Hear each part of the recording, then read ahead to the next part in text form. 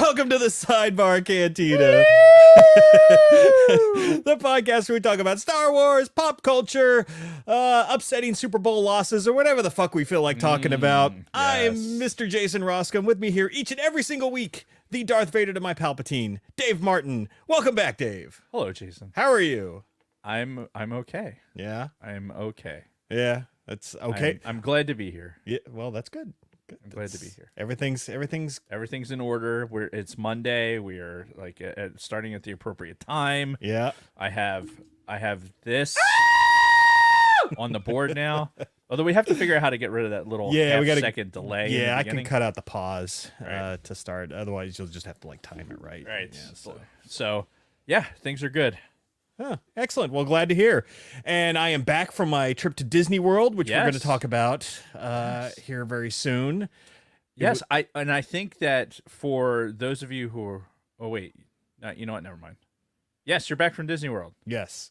So we're going to talk some about that, but we're not going to talk fully about it until after you get back. Yes, Because you're going in a month from now, right? yes, a little over a month. Yeah. So we're not going to talk anything about like the specific Star Wars Galaxy's Edge type stuff. Right. Today, more just about kind of like mine and Kristen's experience over the last week. But Yes. when you get back from your trip, then we're going to like do a deep dive into, Galaxy's Edge and Batuu and all that good stuff. So, Hell yeah.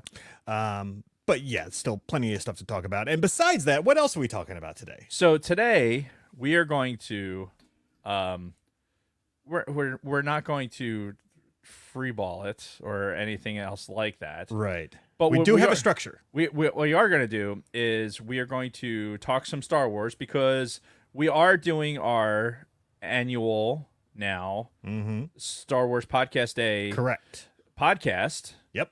That is today. I think today's the last day. It is the last official day. That's and I have a read for that, so I'm not going to butcher it now and while I'm freestyling. But yes, today is our celebration of Star Wars Podcast Day. So we're going to talk Star Wars for the first half of the show. So for those of Or you, 2/3, depending. depends. It depends because like I know that there was another significant event that happened yesterday. Yeah. Taylor Swift's boyfriend had played in a sports ball game, and I like the way you word that. so not everybody really gives a shit about that. So and we're sensitive to that. So the first half or 2/3 or 4/3 of the show are going to be about do that math are going to be about Star Wars, and then after that we are going to segue into some sports ball talk. Yeah, but we'll save So- that for the end. So Yes, there'll be a clear delineation. That way, those of you that don't give a shit about football or any of the like can tune out. Tune in next week when we're talking more Star Wars stuff. Yeah, But Dark Disciple next week. yes, but until then, lots of Star Wars to talk about. So we're going to do that first. All right. And I know we did mention that we were going to talk some Asajj Ventress. Those plans kind of got scrapped based on shit that recently happened, but we got plenty of other Star Wars stuff to talk about. So if you came strictly for Asajj Ventress, apologies. We did the old bait and switch, but that's what we do around here. It's kind of our thing. So let's take care of some business before we start talking about our weeks and all the Star Wars. So should we talk about Patreon first? You, sir, can talk about Patreon. All right. Well, if you're enjoying the Sidebar Cantina's content, consider becoming one of our Patreon supporters. For as little as $1 a month, you can support this podcast and help make it possible for us to continue to bring you quality content week after week. We'd like to give a huge shout out to all of our curtain patrons. Curtain patrons. Chantal from Pop My Culture, Don Solsky, Scott and Kim from Used and Abused, Frank Kalevich, Wally Frogmore, Tina Land, Carly Vickers, Dragon Buddy, Nick from Swede Studios, who we still owe him the dog toys from our last giveaway. Well, I mean, if he's jet setting around, fucking skiing in Utah and shit. Yeah. Fuck that guy. Come on. Wow. Okay. The words of Dave Martin are not the opinions of the Sidebar Cantina. He just needs to show up. Come on, man. All right, Come that's on. true. Bring him in. Janine Vickers, Shotgun Mark, Sterling Azier, Lord Helmet Fire, Frederick Martin, my wonderful mother-in-law Patricia Goodstein, The Orange and Fett Show, Ivo G, David Schmuck, Catherine Rennick, and Helen Martin. If you'd like to consider becoming a supporter, you can find us at patreon.com/the Sidebar Cantina. Thank you again to all of our listeners and supporters. You are the reason why we do this. And over to Dave for any sidebar headlines that we may have. So today, as I mentioned, is Star Wars Podcast Day. Mm-hmm. Star Wars Podcast Day. Suddenly got really slow. The mushrooms just kicked in. Hey, man. Believe it or not, 25 years ago, on February 7th, 1999. 99. Three guys from Salt Lake City, Utah. Mark Cal Thanos Henderson, Lucian Darian Blade Mayer, and Eugene Lars Quillian Cash sat down to record the first episode of Jedi Talk. Their launch of live weekly internet radio show was made available for folks to download and listen on computers and media players in real audio format. The basis of our modern day podcasting was born. Jedi Talk. It's our first episode in a couple weeks. Sorry, I got to work out all the bugs.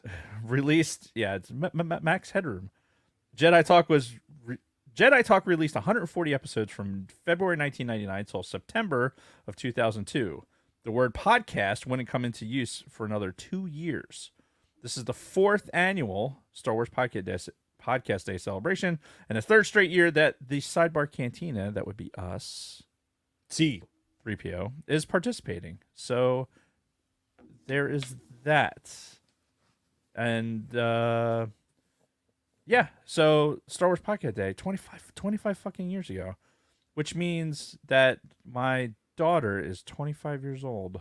Yeah, lot of stuff happened in 99. 99. And we're gonna have a whole episode of the pod just talking about the year 99 because have to. 94. A lot of shit happened. Then all right, so Star Wars Podcast Day. Yes. Sidebar headlines. Luna Girl will be on hiatus from the socials for the next couple of weeks. She'll be adulting, but don't worry. We're still open for business, and she'll be back on or near March 1st. Dave will try to do stuff on social media, but Dave's no Lunar Girl, so don't expect much. But she's doing her thing, so yeah, we'll be keeping track of if you need us or message us. Send up a smoke signal or something. I don't know. Do carrier pigeons still work? The thing with the blinds, Yeah. Semaphore. Oh no, more. Sending Morse with the lights. Oh, fuck, what the hell is that called? It has a specific. I just name. remember when Betty and Wilma did it in the Flintstones with their blinds. They would send messages to each other when like Fred and Barney were fighting. So semaphore is the flags, and when you're doing the lamp, it's Morse code. Sidebar. So one of the things my dad had this because he had to. I come from this long line of radio operators, right? My grandfather was a radio operator in World War II. My dad, if you look at what his rate was, as an officer, was as a radio operator. Yeah. Ultimately, communications, navigation, radio operator. So he had to learn Morse. And we, when we went through radio operator school, by the time we got there, they had phased Morse code out, so you didn't really need to know it. So my Morse code is, really rusty. I know more Morse code from when I was a Boy Scout than I do from later on. But they had this little card, and what you would do is you'd squeeze it, and it was all black. And then when you squeezed it, it was like the Betty and Wilma. Yeah. Same thing with the blinds. Oh, so you could open and close a light would shine out of it. Because that's what on shipboard lights you would do. You'd have basically a handle, and you just would pull it down, and it would expose the light, and that's how you would send light signals. Oh, okay. And it's called something. God damn it! And I can't fucking think of it. How did we get to this conversation again? I've already forgotten. Star Wars Podcast Day. All right. I don't know. Oh, smoke signals. You said because Lunar Girl. Oh, wasn't send up around. smoke signals. Wow. Yes. We're a little rusty, folks. So, anything else for the headlines? No. More later. All right. So let's hop right into our weeks then, because boy, Yes. do we got lots to talk about. Yeah, at least, well, you do. I don't know how much I got to talk about. Yeah. Well, I do. So first, before Kristen and I left for Disney World, we Right. finished watching the prequels because we had, over the last couple of weeks, we've been going through the prequels again because she hadn't seen them in forever. I mean, I have, but you know, it's been a couple of years since we recovered the prequels. So yeah, we sat down, we watched all three of them over the course of probably a week and a half.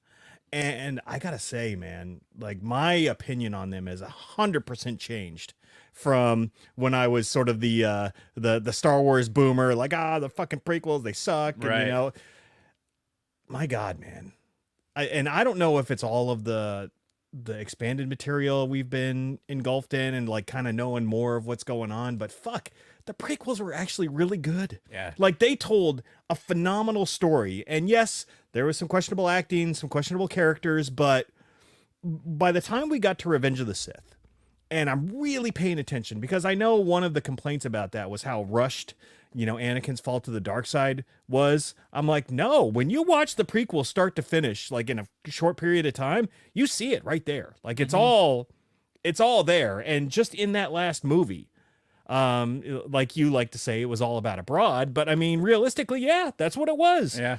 But it wasn't a bad thing. And it was like, she meant everything to him. Like she was his entire world. Like the Jedi were secondary. Everything else was secondary. And the thing that really got me this time was the dream, because we had just finished watching Attack of the Clones. He had the dream about his mom, and it obviously came true. Or it was more like a premonition, a vision, Right. than a dream. You know, and he goes and finds her, and she dies right after that. He has the dream about Padme in Revenge of the Sith. And he knew, you can see that look on his face, like he fucking knew that this was going to happen. This exact same way it happened to his mom. Right. Whereas, you know, some people say, oh, it's just a vision, it's just a dream. Right. You know, Which is what Yoda tried to tell him. Right. It's like, yeah, you know, these. I forget exactly what he said, but he basically tried to play it off. It's like, you know, this. Yeah, Is, the same way Obi-Wan did about his mom in Attack of the Clones. Yeah. And like, he's like, no, I fucking know that this is going to happen. I've been through this shit before. And when he realizes it's about fucking Padme now, like, yes, losing his mom sucks, but you know, now this is this fucking hot piece of Nabooian ass that Right. he's been, you know, fucking for a while, who's like carrying his kid. And he's like, no, fucking, I will do whatever it takes to fucking stop this from happening. Yep. And then Palpatine's like, oh, hey, I happen to know something. yeah. And I know things. yeah. But fuck, man, I don't know what it was, but rewatching the prequels this last time it was so good. And like even Phantom Menace, I really enjoyed. Attack of the Clones, I see why people say it's the worst of the three, but still love it. And as a whole, goddamn, George, he told an incredible story. Yeah, had some issues here and Sure. there. And to top that off, we actually got a hold of a copy of this Revenge of the Sith extended fan edit that's been going around. It's like this 4-hour cut that they use clips from the last season of Clone Wars, some of the Bad Batch, and they basically put everything together chronologically over the Revenge of the Sith time frame. Interesting. And yeah, we're about maybe an hour into that, and it's been good so far, because right now it's mostly like the last season of Clone Wars intermixed with the beginning of Revenge of the Sith. Okay. So it's That seems interesting. yeah. I might check that out. Is that on YouTube? We just like downloaded a copy, but I can get you a digital Yeah. copy easy enough. Yeah. That would be interesting. I would like that. Yeah. We were talking about it, before the show, offline, that with the release of episode 1, you know, the 25-year anniversary and the release, and it's hitting theaters again May 3rd. Yep. And we can't find it in theaters yet. And you were like, it's like 3 months out, and kind of giving the indication that it wouldn't sell out. Right. I'm telling you, it's going to. And the reason is because while we're more appreciate it more now Mhm. that the prequels. I think because it's a little bit of contrast theory Sure. because of the sequel trilogy. Yeah. But it's also, yeah, there's all this extra content. We have so much more that we can build off of this story than just what we had with the original trilogy. You know, before it was just we're comparing apples and oranges. Now it's a whole fruit salad. Mm-hmm. You know, to complete the analogy. And I think the generation that we raised that started with Phantom Menace, they're in their 20s, late 20s, early 30s. They're gonna show up to the theater to see this thing. Oh yeah, because they were little when they were in the theater to see it the first time. Mm-hmm. If they did at all. Yeah, you know, like my kids didn't catch it in theaters. It wasn't until I showed it to them on DVD when they were 5, 6ish. Yeah, I don't think Kate wasn't even born yet, but yeah, my kids. They saw they saw the saw 3D re-release. They saw the 3D re-release when it came out, and that was in 2008, I think. Now here's an interesting question. I know we're kind of jumping ahead because we have a little bullet point in our Star Wars section later, but I wonder if they're gonna also have it in 3D when they do the re-release. I hope not. If not strictly 3D, but maybe they'll have some 3D viewings and some non-3D. Yeah, the way they have every other movie now. Yeah, I mean maybe like a 3D IMAX kind of experience. Yeah, which I would do. Like I don't like 3D movies in general, but I would do it for Phantom Menace just to see the difference. Yeah, remembering it wasn't like so. It wasn't like, wow, this was so much better in 3D. There was some effects that were like, okay, this is kind of, you're just telling us this is in 3D. You know what I mean? It's like, here's this effect to prove that you're wearing these glasses. Right. You know, basically, it wasn't an overall better effect for the whole movie. Right. So, which is probably one of the reasons why they never finished the yeah. Well, I think that and the fucking buyout was happening at the same time. Yeah, it's true too.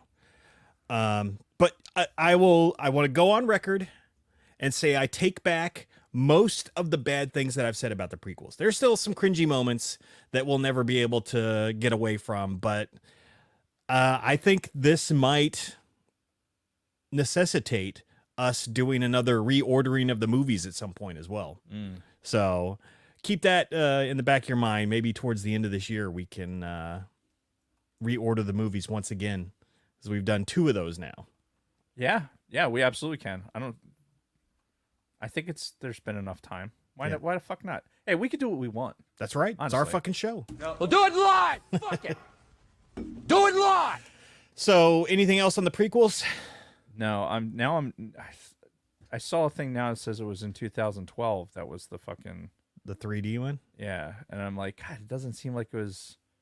That seems 2012 in my brain was like, I don't know. It seems like it was only a couple of years ago. Yeah, no, that was 12 years ago. It was 12 years ago. But, because honestly, I was thinking it was like closer to like 2009, 2010, because I know it was early in the days in the squadron together where like I had just come over to the squadron where you were flying.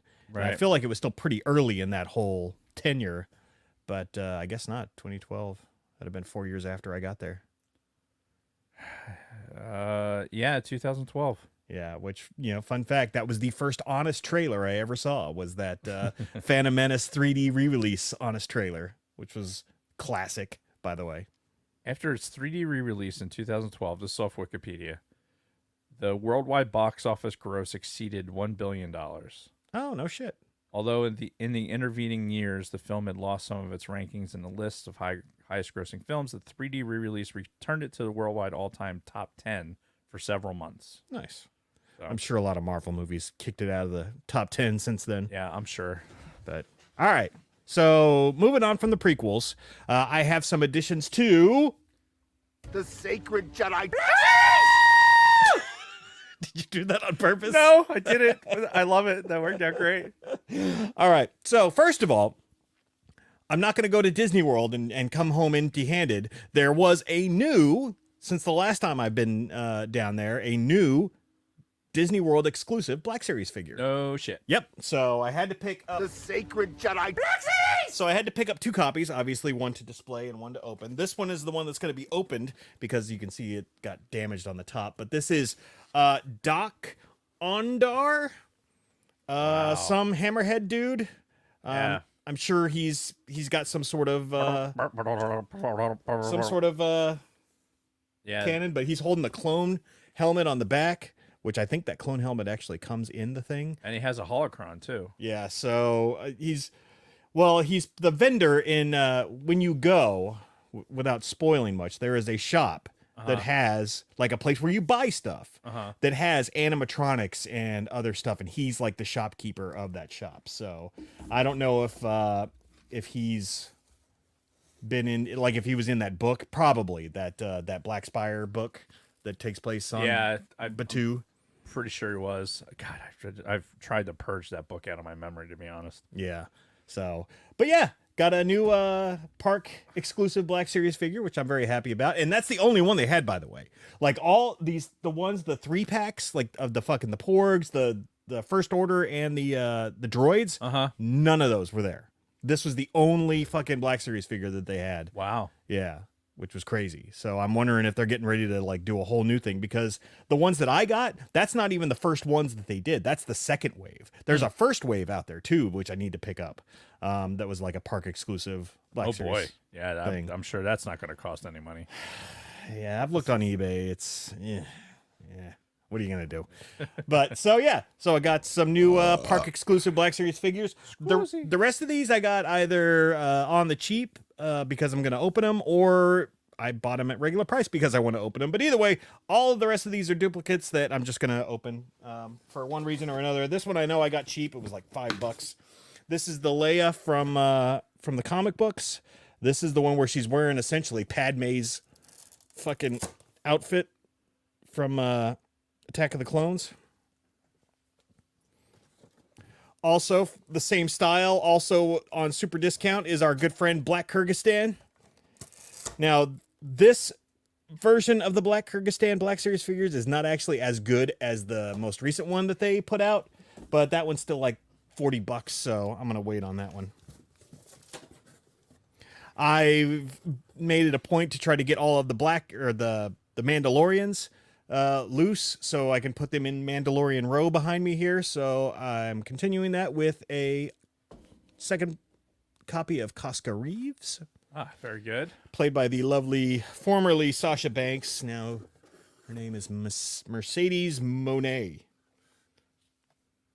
Don't ask. Okay. Pro wrestling, man. They oh yeah, they're constantly changing names. Also got the Bo-Katan credit collection, which I think she looks pretty good for a credit collection. Most of them look like they just like somebody took a shit on them. That is a good looking one. I like that. And then because this one was cheap, and quite frankly, this Black Series figure is so fucking detailed, from the Return of the Jedi 40th anniversary, it's a trap. It's a trap. Good That is old, a good one. Good old Admiral Akbar. Yeah, I love the detail on that one. But it was super cheap, so. Big mistakey.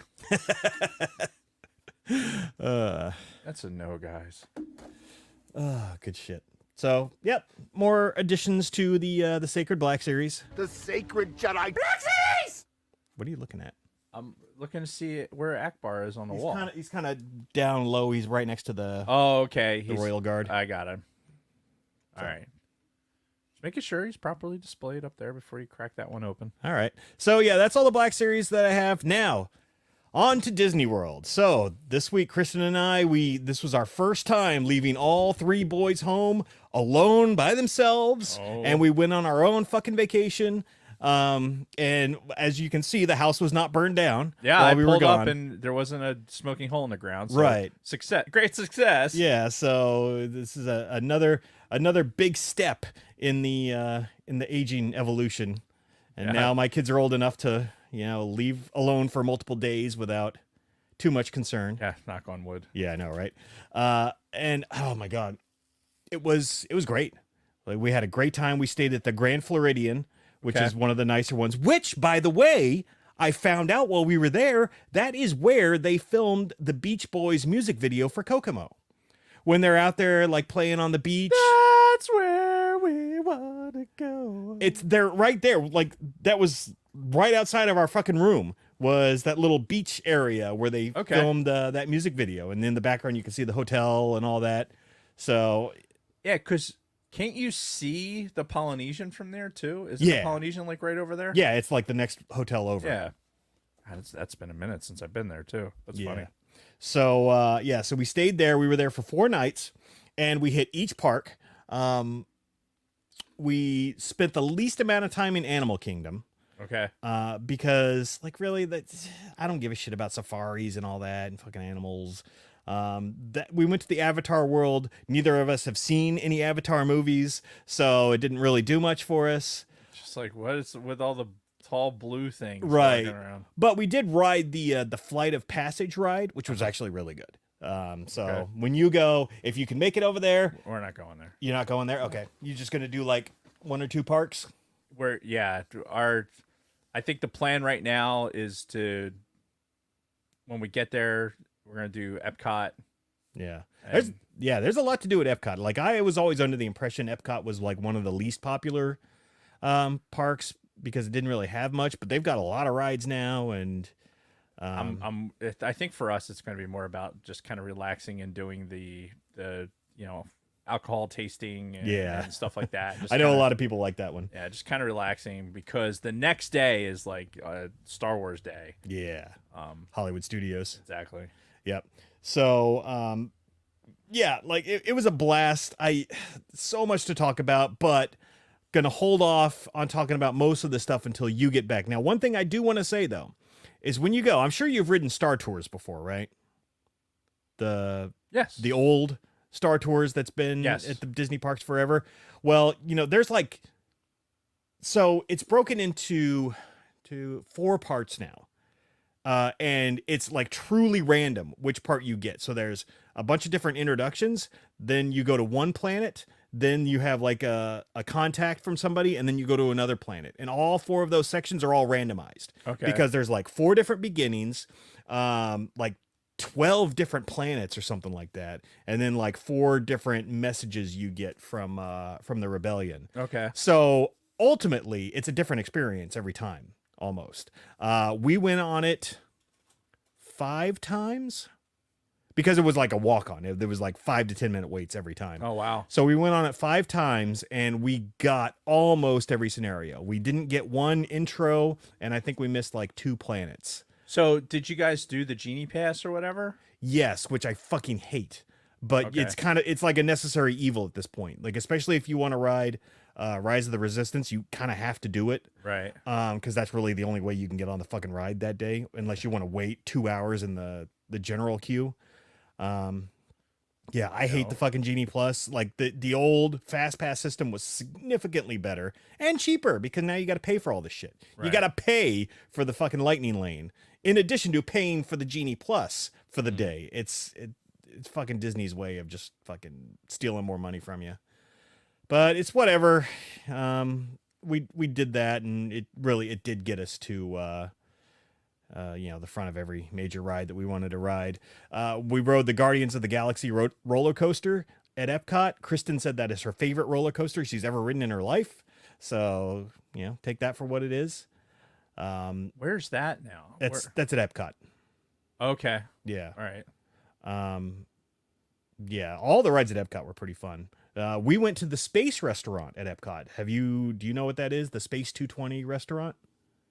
No. So it's basically, it's almost a combination restaurant and attraction because you go in, it's like space themed, obviously, and you go into a space elevator, which you go in, there's screens everywhere, and the elevator starts going up, and you can see like Disney World as you're going up, and then you see all of Florida, and then the United States, and then the planet, and now you're up in space in this space station above the Earth. Okay. When you go into the restaurant, it's screens all around you like you're in outer space, and you can see the fucking Earth over there. I posted some pictures on Instagram, and you can see it behind me. All right, I didn't know that was what that was. I thought that was taken in like one of the Star Wars rides. Yeah, no, that's actually the space restaurant. It ain't cheap.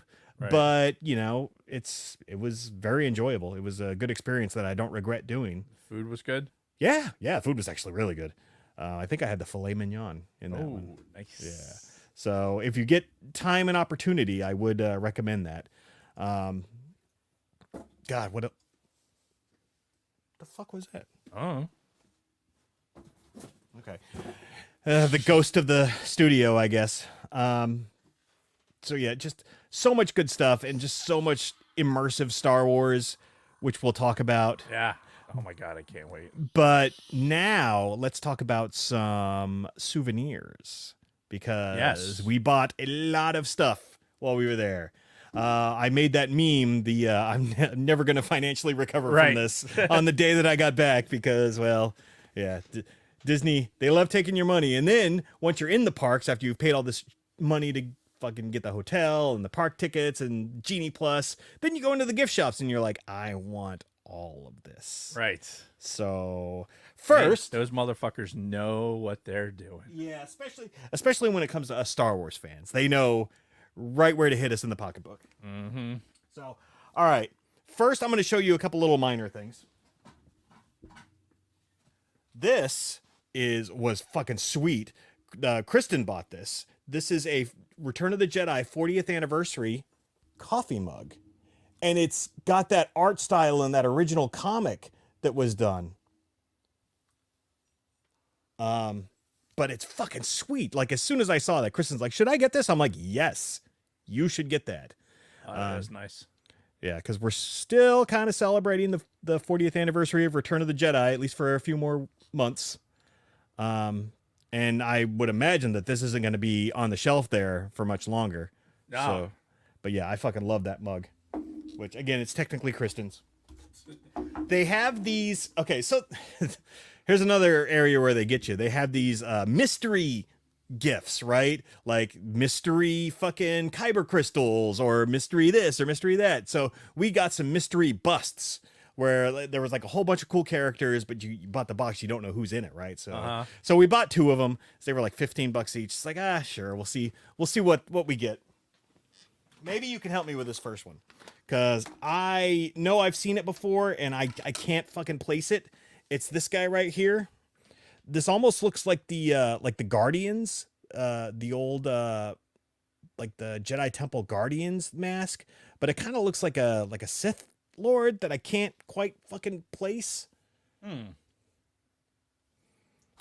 of course, it doesn't say inside; it just comes with the stand. Huh. So if anybody out there knows, please tell me.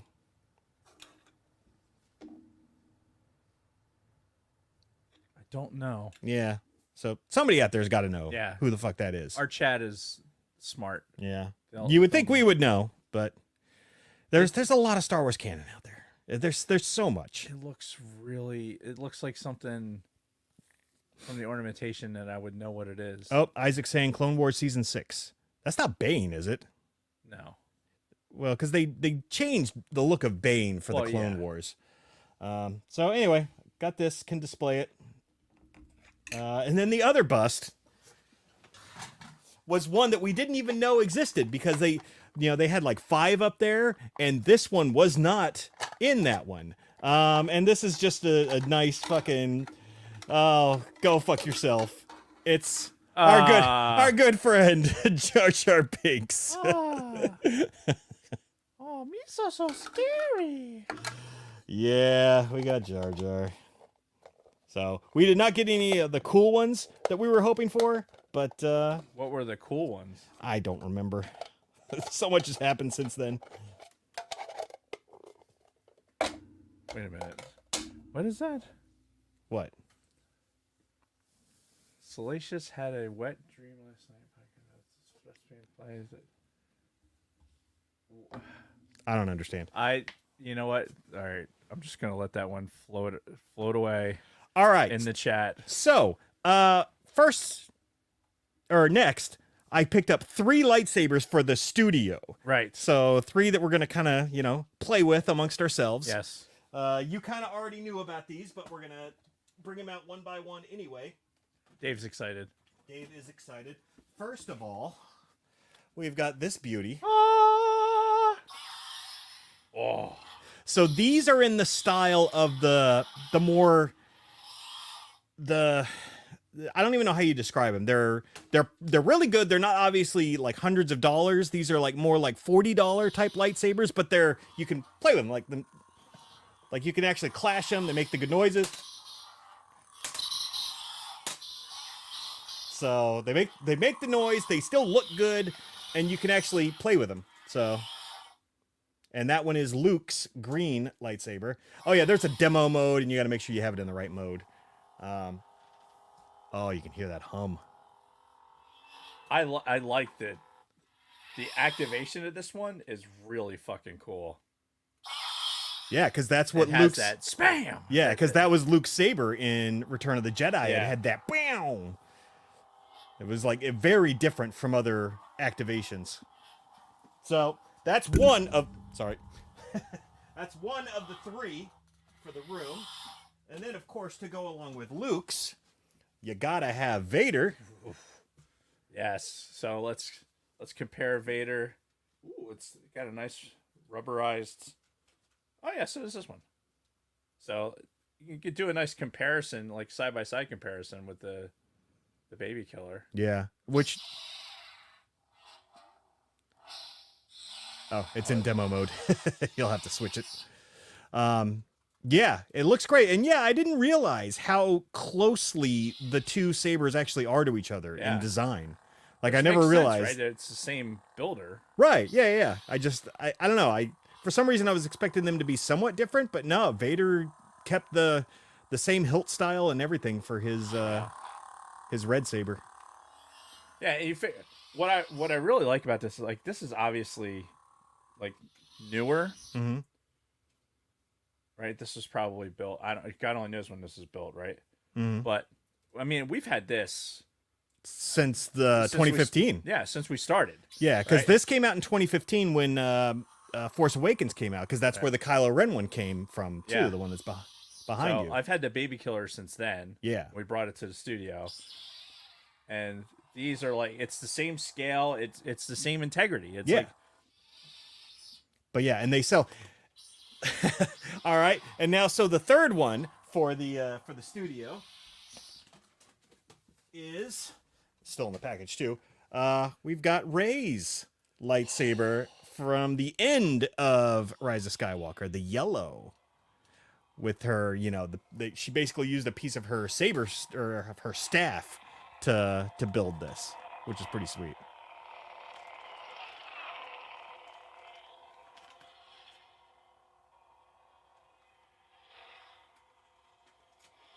Dave is analyzing the saber. yeah. I like the rubber. It's it's got the rubberized middle. It's a shame that it doesn't do like the spin open up, but I guess that would be too complex. Yeah. For something like that. I'll let the studio audience see the. Yeah, and you can probably cut that plastic off at some point. Yeah. It's awesome. So along those same lines, Oh my God! So sabers. Oh I got a couple for myself as well in this style. So don't look.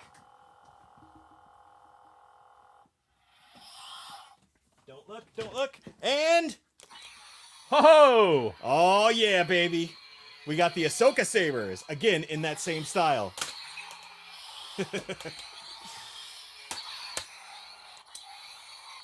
Oh, you're still in the demo mode. No, Oh no. yeah, I just. So the igniter is on the side, that side button there. But yeah, these are the white Ahsoka blades, Oh yeah. and one's longer than the other. Oh, listen to that. Yeah. So I saw this and I'm like, oh my God, I have to have that.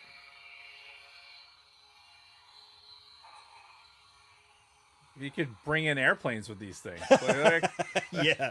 all right, now stop. That's Yeah, I love these man. a lot more than I was expecting. But so cool.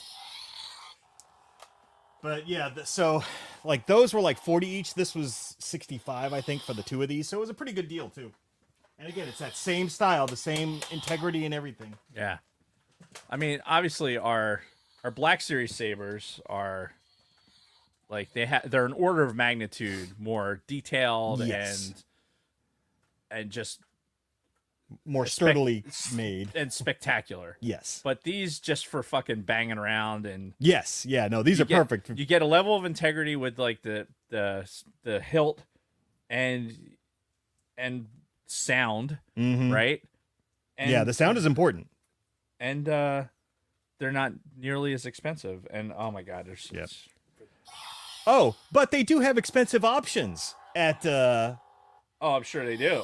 At Galaxy's Edge. So Kristen and I each did the build your own lightsaber. Oh, you did? In addition to getting these, yes. So I'm going to show you hers first. She went with a traditional Jedi style saber. So this one is hers. If you want to take a peek-see at that one. Wow. Yeah. So again, that's in the same. It's the same thing that I did with my old dark side saber. This is the first one I built at Galaxy's Edge last year. So that's the one that she built, and you switch.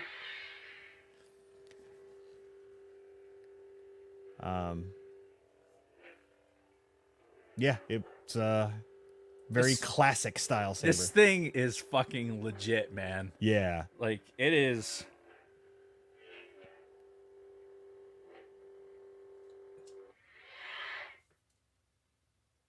Legit. Yeah. That is fucking legit. Yeah, because they're so heavy. Yes. Like they're very heavy, and they're made out of good sturdy material.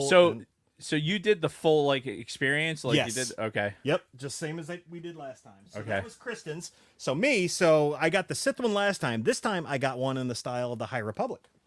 Okay. Which this one is mine. It's a lot of gold and silver. I also got a green kyber crystal, but I also bought an extra yellow one because I think I'm going to change the kyber crystal in that one to yellow because it seems like it would fit. Because this is very High Republic, right? Like older style lightsaber. But yeah, honestly, this looks like something that the dude in Jedi Survivor would have the one-armed dude would have been wielding. It's got some weird like hieroglyph in there. It's not basic. It's whatever that writing is. Yeah. Dude, they're so fucking legit, man. Mm-hmm. And then of course you can take the blade out to display them, however you want to do it. But yeah, they're not really meant to clash they're not fighters. Yeah. They're not fighting swords. Yeah, because I feel like it would probably break a little bit easier than the other ones that we got. I feel like they're as sturdy as the Black Series sabers are, though. Yeah. I mean, because the Black Series ones aren't fighting swords either. Right, and these are pretty much the same style. In fact, these blades, it's pretty much the same blade that comes with the Black Series ones. Okay. So, but yeah. That's dude. I can't wait. I can't wait to get there and fucking make my own. Oh my god. Yeah. Oh my god. Oh my god. And it's a whole experience too. It's not just you go in and you fucking build the thing. There's like a storyline and everything that's going on. Yeah, it's Disney, man. They make everything immersive. Yeah, that's my understanding, and it better be for as fucking expensive as it is. Yeah, they ain't cheap. I better get that hand job that comes with that fucking thing. Right. But that's not the only thing that we built while we were there. Oh, I was gonna say we also got the hand job. Right. Oh, I wish. So first I'll show you Kristen's droid BB-G7BK. BB-G7. Apparently it stands for Baby Got Back. But that's her BB unit. Oh my god. I don't think it's on the inside. No. So the power switch is actually inside the droid. You have to take them apart to turn them on. The way they did the BB units is not the greatest, but they control awesome. Like it spins and you can see the head is magnetized. Right. So it's, it stays on top as the ball rolls around and everything. It's so well done. Yeah, I have a mini version of this. Oh, do you? Yeah, I have the mini BB-8. He's like he's like cue ball size. Okay. And the head's the same way. It's magnetized onto the top, and you control it with your phone. Yeah. Oh, that's and awesome. It rolls around. Yeah. Yep. So this is Kristen's again. BB-G7BK. Baby got back. That was her idea, not mine. And then my droid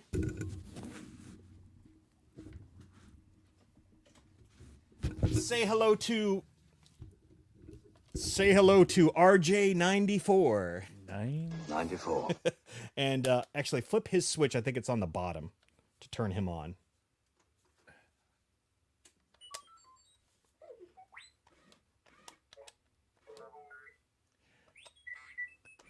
So yeah, that's the one that I made. I obviously had to get one that was like black, sort of dark side Sith colors. You ran over a nail? Did I? Look, it's got like a staple or something in its wheel. Oh my god, are you serious? Oh, it was just a pine needle. But yeah, these things control awesome. They talk to each other. Like if you turn on two of these droids and just leave them next to each other, they'll sit there and talk to each other. That's awesome. Does any of his appendages open up? These guys open Yeah. up, and then like this opens up for they have personality chips that you can buy and put in there. Oh, it looks like almost a little SD card slot. Yeah. But they sell all these personality chips, which I did not get any. I had already spent enough money at that point, so.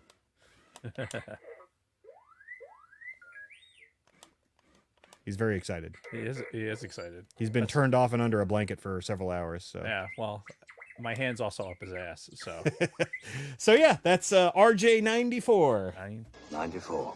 94. That's awesome.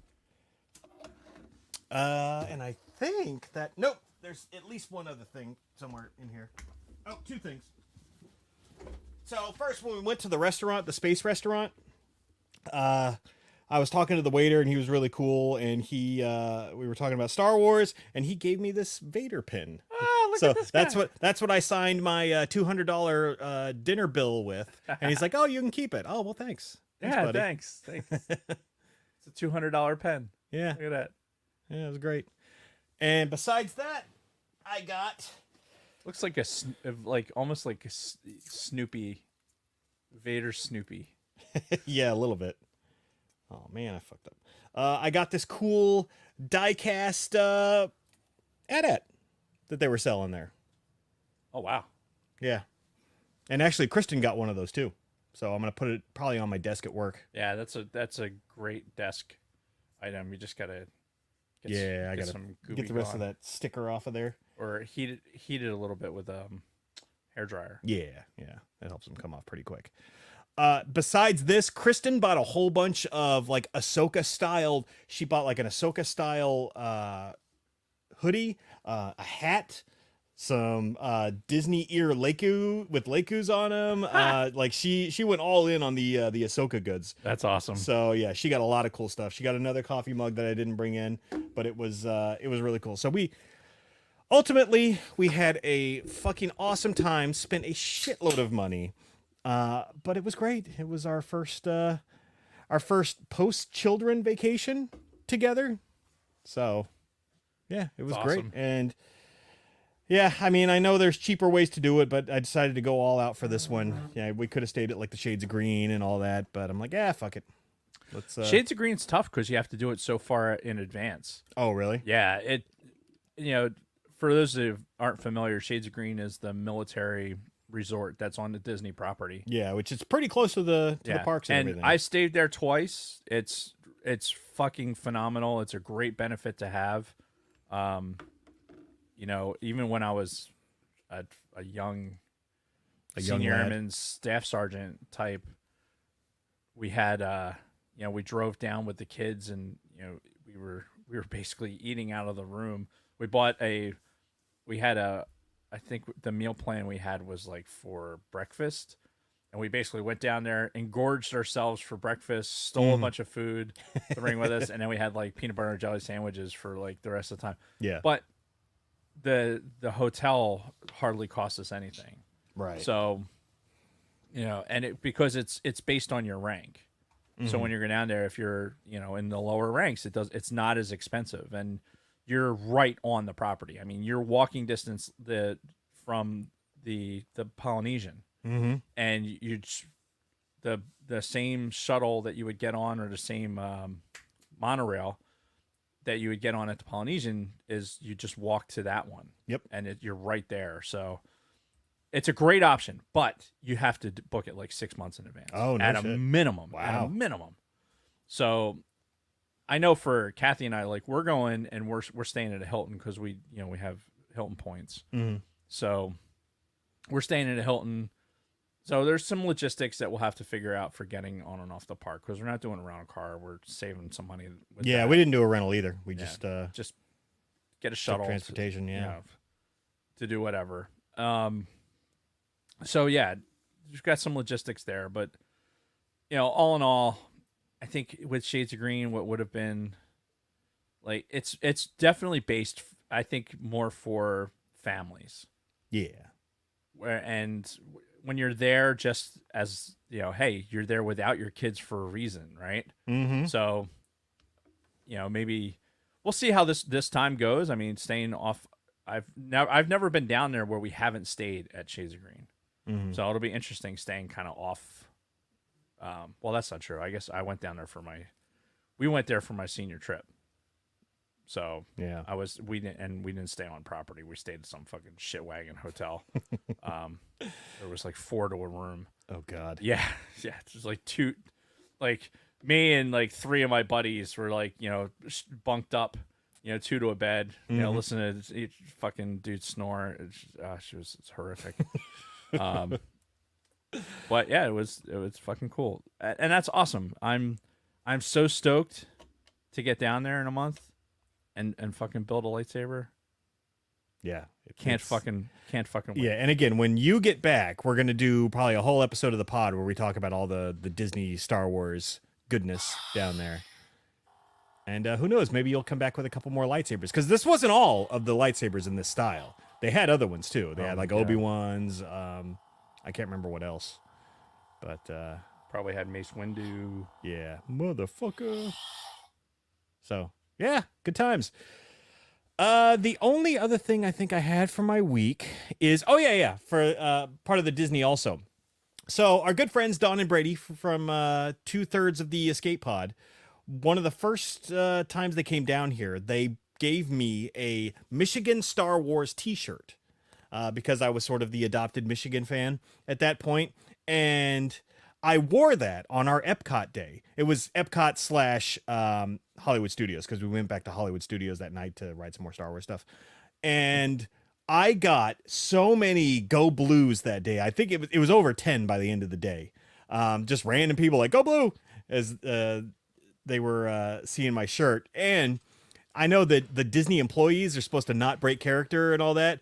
And we were getting into line for Star Tours again because we rode that several times. And the guy's like, yeah, just follow the path up this way and go blue as we were walking by.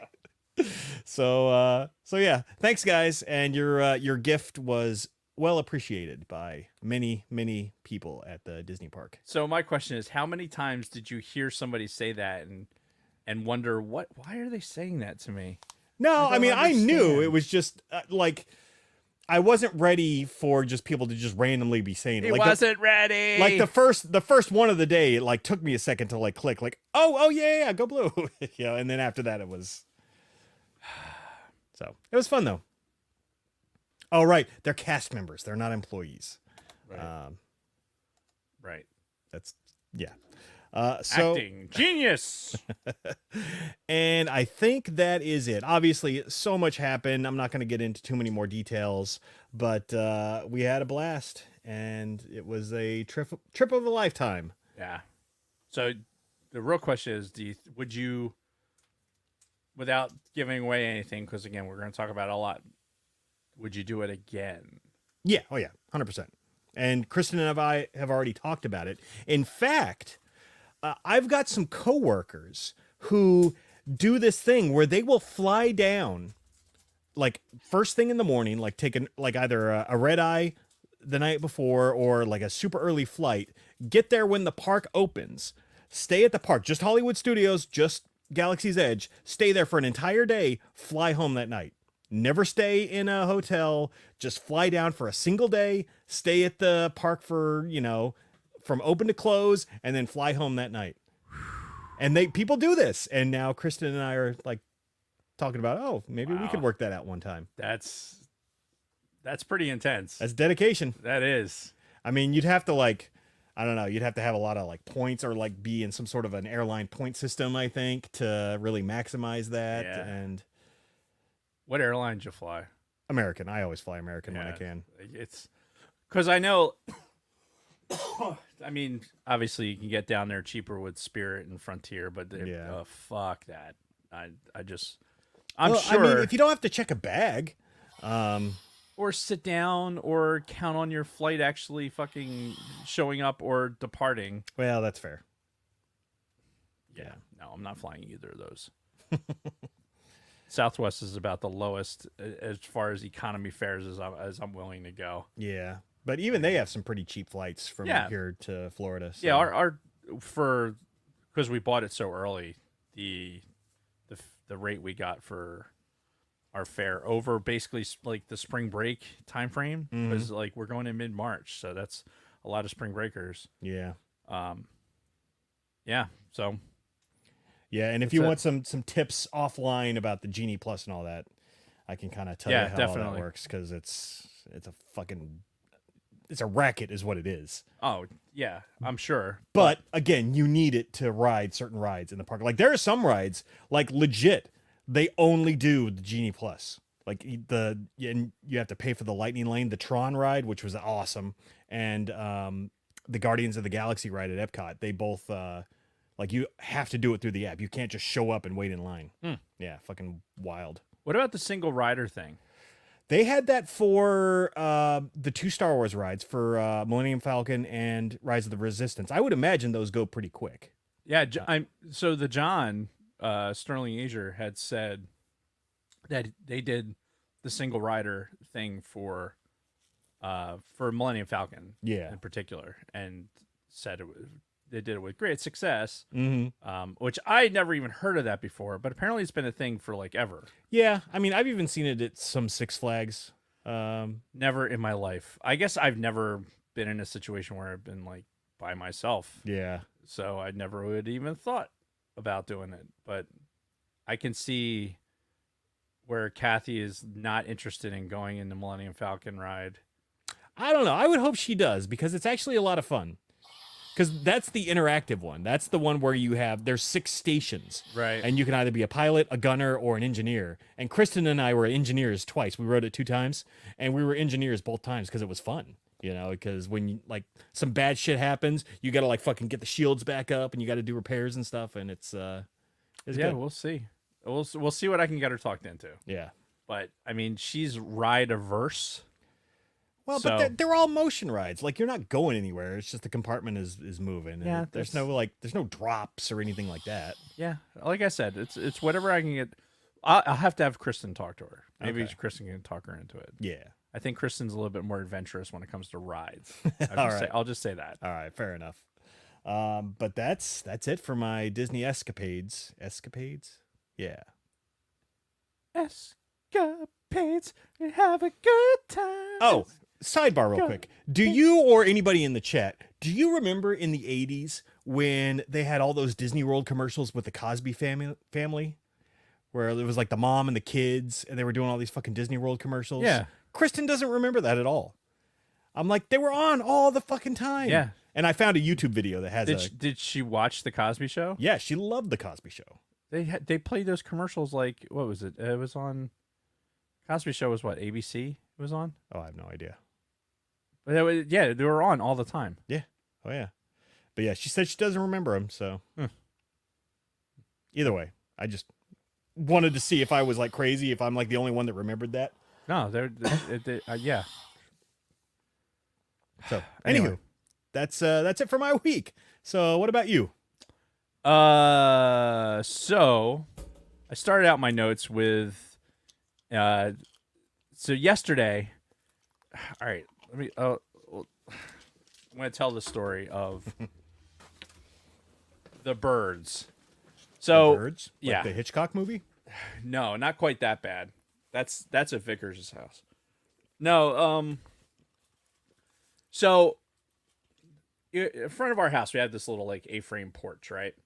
And there was there's a bunch of bird shit on our front porch, and we're trying to figure out what was going on. Mm-hmm. And we look up, and apparently these house finches had managed to get their way into like the awning and push open a part of it. Now, part of that A-frame, when it opens up, there's like another bigger A-frame that goes into the split level, like kind of goes up higher. Yeah. So once they pushed that part open, like they had this whole big opening where, these finches could have like a finch apartment complex. So. And is that what happened? Well, no, what was happening was there was a bunch of bird shit all over the front porch, and Kathy was tired of it. So she was like, we got to cover that up. So like, okay. The whole thing was like, how do we make sure there's no fucking birds up there that we're trapping? And all of a sudden you're like, ah! You got birds screaming at the fucking thing until they stop screaming, and they're like, okay, now we have dead birds up there. Right. They got to deal with that. And then there's the smell and the fucking flies. It's a mess. So we just, I stuck basically my fucking phone up there as a camera and a big old flashlight and just fucking shined it up there. Like a big ass ladder or something? It was on the front porch, so it wasn't a very big ladder. Oh, okay. But it was a big enough ladder where I could get up in there. And I didn't see any. So I was like, all right, I'm gonna go ahead and clear it as empty and fucking put a board over top of it. Done day. Well, apparently Mr. and Mrs. Finch were upset that I fucking You boarded up their home? I fucking that you evicted them? I evicted them out of their fucking apartment because what they ended up doing was sitting on top of the fucking fixture that of the little lamp that we have, or this lantern thing that we have hanging there. Uh-huh. And they just sat on top of that, like both of them just kind of like huddled together. Oh God. And they're just like the little fucker would just stare at me. Like literally, like just you'd open the front door and the fucker would just be just staring down at you. And I'm like, you motherfucker. Like, so they're still up there, they're still shitting, right? And now they're just like huddled in this tiny little spot, making you feel bad about it. Right. And then just looking at you like, how could you do this to us? So this goes on for a couple days, and then finally I get up and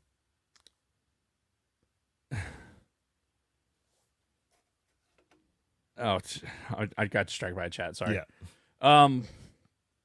So I got up there and I'm like trying to figure out like what I can do to keep them from sitting on top of this fixture. So I'm like, fuck it. Maybe if I just throw a rock up there and just like squeeze a rock up there. I'm like, well, no, I could do that with a piece of wood. So I stuck a piece of wood up there. So they can't sit on top of that. So I thought. So now I have one finch that sits kind of like holds onto the side of it and stares down at me. And then the other finch sits and found a spot on top of another like part of the electrical outlet and looks down from that part. So now they're still up there. They're still annoyed that I'm even made it less comfortable for them. So I'm like, you know what? You know what I'm going to fucking do? I'm going to build a fucking birdhouse. That's not what solution I would have come up with. Mine would have been a pellet gun. I not yet. But I legitimately, like, this is my thought process. I'm like, I'm just going to build a fucking birdhouse. Okay. Like, angry. I'm going to build a fucking birdhouse. I'm going to waste an afternoon building a goddamn birdhouse. So I go into the fucking shed and I'm like, you know what? I'm going to film myself building a fucking birdhouse. So I did, and YouTube footage to be posted later once I do the edit, because nobody wants to see me fucking running equipment and not talking for a fucking hour. Right. So I'm knocking together this birdhouse, and it's all fucking back of the napkin. Draw this and bang this, and here's the fucking glue, and I didn't cut this right, and fuck it, I don't give a shit. Just getting more and more angry about it. And then finally, I got this fucking birdhouse that looks like a goddamn 7-year-old put together. And I'm like, there's your fucking house. So I took it out front to the one tree we have out front. I screwed it into the fucking the tree. I'm like, there's your fucking house. Mm-hmm. Now I have no way of getting them into the said house. Right. Like it's just there. It just exists. You now. just hope they look over there and be like, oh, that's a better place. Like, that looks better. Like this is better than just fucking doing a daredevil move off this fucking thing, and just looking down on them just so we can give them shitty looks. Yep. So, but going and spending an hour and 40 minutes angrily putting together a birdhouse and realizing it about an hour and 30 minutes into it, it's just like, I'm just like, why is none of this? I can do better than this. Why is this not going well? And then I realized, I'm like, I really don't want to be doing this. Like, why am I doing this? I'm like, oh, because you have to, because these fucking birds are shitting all over the fucking porch, and they're forcing you to do this. I'm being forced by a couple of fucking house finches to build a goddamn birdhouse. So I built a fucking birdhouse. And that's what I was doing Super Bowl Sunday before the fucking game. I built a goddamn birdhouse. I didn't paint it. I knew nothing. I just fucking got the... You'll see. And you just screwed it into the tree and Just screwed it right into the fucking tree. Like, there's your goddamn birdhouse. no idea yet if they've started to... No. I'm sure something will live in it. It might not be them. Right. But because the next thing that's going to happen is I'm going to start hitting them with the assault gun. Ah, okay. All right. It's not going to hurt them. Yeah. It'll be annoying. Mm-hmm. And at some point they'll get annoyed and they'll stop. I hope. So you think. I hope. Either that or just going to start eating the salt and fucking shitting more. I don't know. It's, oh, God. Anyway. Yeah. So that brings me to... No, there's no segue. I have no segue from that. Okay. I'm continuing to watch Masters of the Air. We did. Oh, the last right. episode we did was Masters of the Air. Continued yet.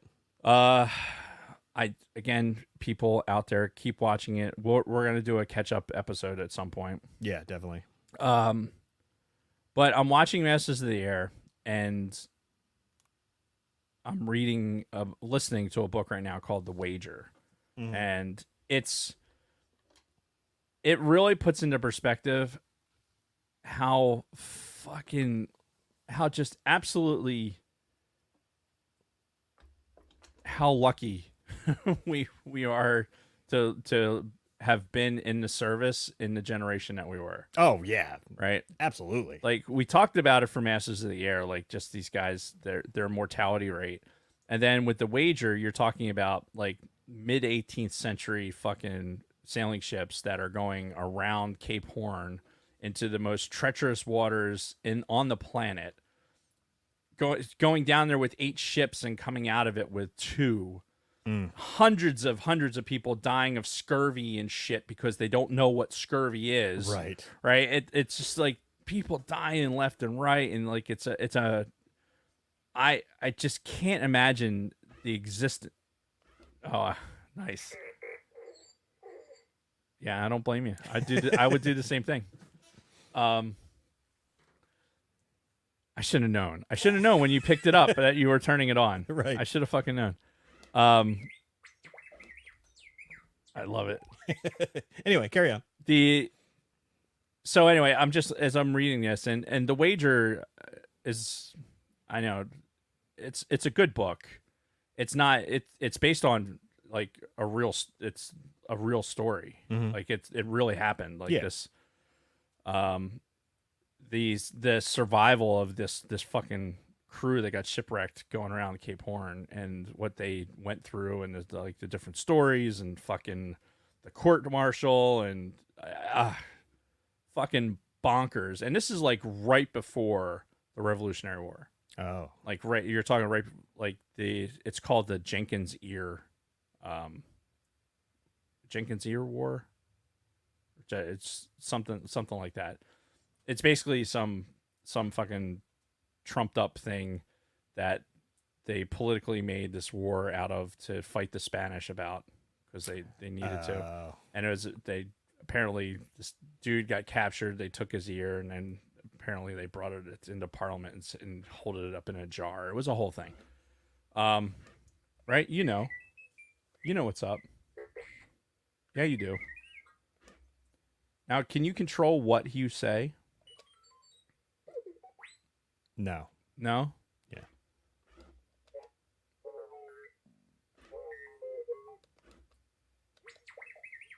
All right. Sorry. He's having a conversation. I'm just here for it. Oh, Supergirl read the wager. But yeah, it's just crazy to think about, like, the shit that these guys went through. The fact that they fucking lived through it at all is one thing. Yeah. And then to come back and have to deal with the fucking the buffoonery of the class system and what the British Navy, like, it's ridiculous. So we're really like the things that we complain about being like in the modern service. Yeah. Like, and We had a pretty good overall. yeah, Even the deployments, you know. yeah, especially in the Air Force. I mean, all the things that you say about the Air Force, about the comfort level of being in the Air Force, 98% of it is true. Yeah. I mean, it just is. And for the percent of it that's not true, those guys are in security forces or they're combat controllers. Yeah. Like, they're the ones they're in the shit, and they want to be. They enjoy it. They're pigs in slop. That's what they want to be doing, and good on them. Yeah. That's what they volunteered for. It takes a certain kind of mindset that Right. I know I don't have. Yeah, I that's what I signed up for originally when I joined the Air Force, and I'm glad my recruiter talked me out of it. Yeah.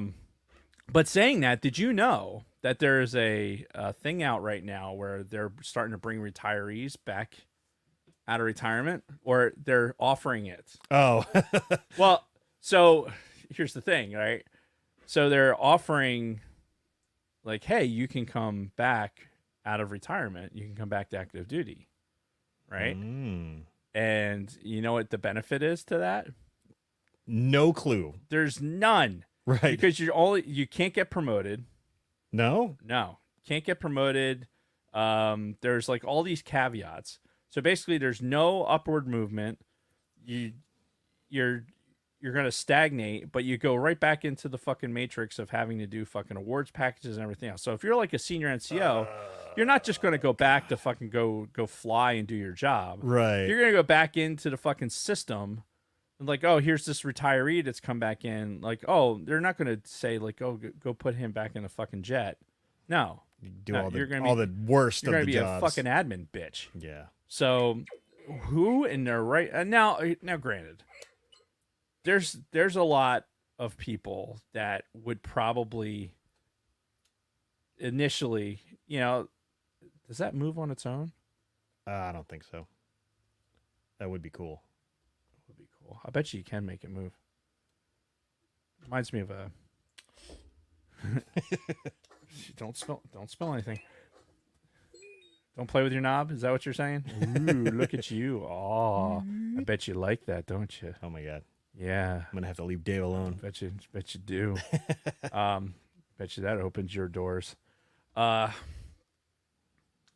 Anyway, I'm sure there's some people that when they retired, they're like, yeah, I wasn't really ready to retire, but it was the right thing to do. Blah Yeah, blah blah. I'm sure there's a few people that kind of Right. fell on difficult times afterwards. Yeah, and they'll be like, yeah, I'll come back in, but why? Why would you do that? Like, for one, I'm permanently like, when they kicked me out, it's like, look, dude, you're fucking broken. We're not letting you back in. Mm-hmm. So I even if I wanted to, I couldn't come back. Yeah. So No, they couldn't get me to come back by offering me the final rank that I never made and a bonus on top of that. Fuck you. yeah, no, there's no fucking way. Yeah. And like I said, the people that they're going to reel in for shit like that is probably security forces people or people that were working in logistics or supply or finance, or they're not getting flyers. They're not getting people in ops. Right. It's just Now, granted, you could retire if you're active duty and you got in at 18 years old. You could be, retired, air quote, at 38 years old. Yeah. In theory, because you would have came in the original retirement system. Yeah. Where you would have gotten a pension. But I would have never, even in that scenario, I would have never. You wouldn't jeopardize your retirement to go back in because No, hell no. Yeah, it's just not worth it. Yeah. Not that I regret my time in there, but I am certainly glad I made the decision to leave when I did. I hate the way it happened, but I'm so far removed from it at this point. Yeah. In 2 weeks, in 2 weeks' time, it'll be my 6-year reunion, my 6-year fucking anniversary of being retired. Fuck, it's been that long already? Yeah. God damn. Yeah. So that's crazy. I don't have any regrets. Yeah, like I hate how it happened, but after it happened, I'm glad it did. Yeah. Because it's just better. It's right. No, absolutely. 100%. Dude, I have no problems interacting with inanimate objects. Like none at all. Yeah. Oh, maybe RJ can do the reads one week. You won't be able to understand it, but he could do the reads. Might defeat the purpose of doing a read. Yeah, I don't know. Just saying. I got one more thing. Okay, what you got? So, right before the John left for his Sterling Asia, right before he left, he sent me a box of goodies, and one of the things he sent was for you. Me? What's this? Okay, well, it says Lego Star Wars on it. Right. Yeah, I'm excited too. Ooh. Oh, this is awesome. It's essentially, it's a keychain, but it's got it's the Beskar with the Imperial logo on it, and this thing is heavy. It's heavy, yeah. Oh, that's awesome. Well, thank you, John, or Sterling. Sterling Asia, yeah. Oh, that is fucking sweet. Yeah, I think his quote was when he saw it, he thought like, "Oh, that'd be perfect to put the studio key on or something." Oh, he's brilliant. So I love this.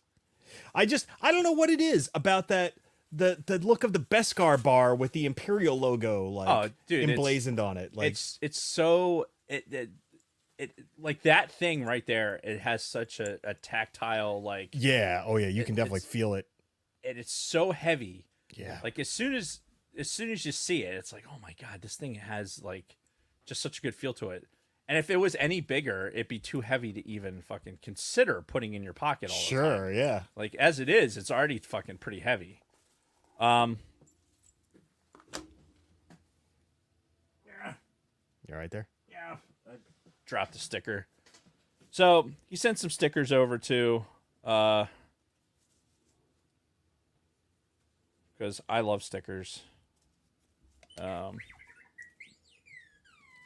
RJ does too. Yeah, stickers are fucking great. This is the one I wanted to pull out though. Check this sticker out. Ice Radio, McMurdo Station, Antarctica. Nice. Isn't that cool with the penguins? Yeah. Oh, that's great. All the other ones are pretty generic. And he sent me one of these too. I thought that was pretty cool. Oh, this is one of those, if you know, you know. Right, exactly. Yeah. So, yeah, very cool stuff from the John. I got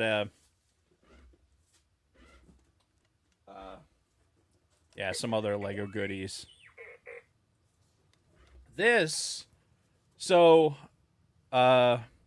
Patreon supporter and henchman, Frederick Martin, he was at the what is it? The Global Con? The one that was in Orlando last weekend? Oh, MegaCon. MegaCon. Yeah. So he was down there for MegaCon. Which I was originally supposed to go to that, but long story. Didn't Fair happen. enough. So while he was down there, he ran into a cosplayer who apparently we have followed and talked about at some point. Who? Jen Markham. Yeah. Okay. Well, so I guess she's the scout trooper that was beating Grogu, like she cosplayed as him, I guess. Yeah. Well, Rick, who knows the show better than we do, honestly, had said that we were. He told her that we had talked about her cosplay on the show, Right. And like at how we're, aspiring cosplayers with our uniforms and stuff too. Hence why it's written like, hope if there is a chance that she's going to be up for the Fan Expo in May. Okay. So yeah, it says to Dave and Jason, hope to see you in uniform. exactly. So Awesome. Well, thank you, cousin Rick. I wonder if she was. Do you remember when we went to the concert in Philly? I think that was the one where the John was with us. It was the Star Wars celebration, and there was a bunch of cosplayers in the lobby before we went in, and there was a female scout trooper that I got a picture with. oh, I don't know. And we didn't realize it was a woman under there at first. We got the picture, like, oh, thank you, and then you hear her go, "You're welcome," and I'm like, oh shit. Yeah, cool sticker on the back too. Yeah. Or there's a couple stickers in there. I guess I'm a sucker for stickers. So yeah, give her a follow. She's at Jen Markham. We'll put something in the.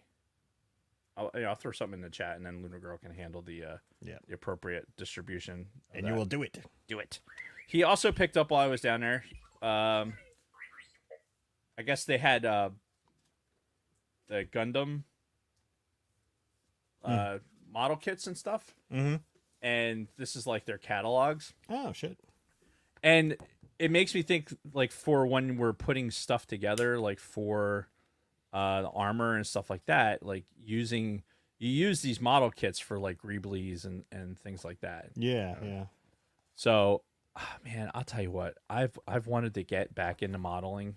Like, all right, that came out weird.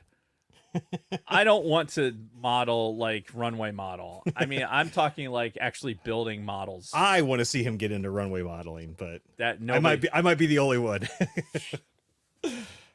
get myself into a fucking Speedo and just work the runway. That would be something. That would be something. I would pay to see that. That would be something. That'd look like Jason Kelsey at a fucking at the club. Yeah. Anyway, I have really, like, the Legoing is kind of fulfilling my modeling urge. Yeah. But I've like, there's a couple of things where I've been like, man, I'd love to, like, I have a C-32, like I have a white jet model, like an actual model, and I'd love to put that together and like do the weathering and all the other stuff. But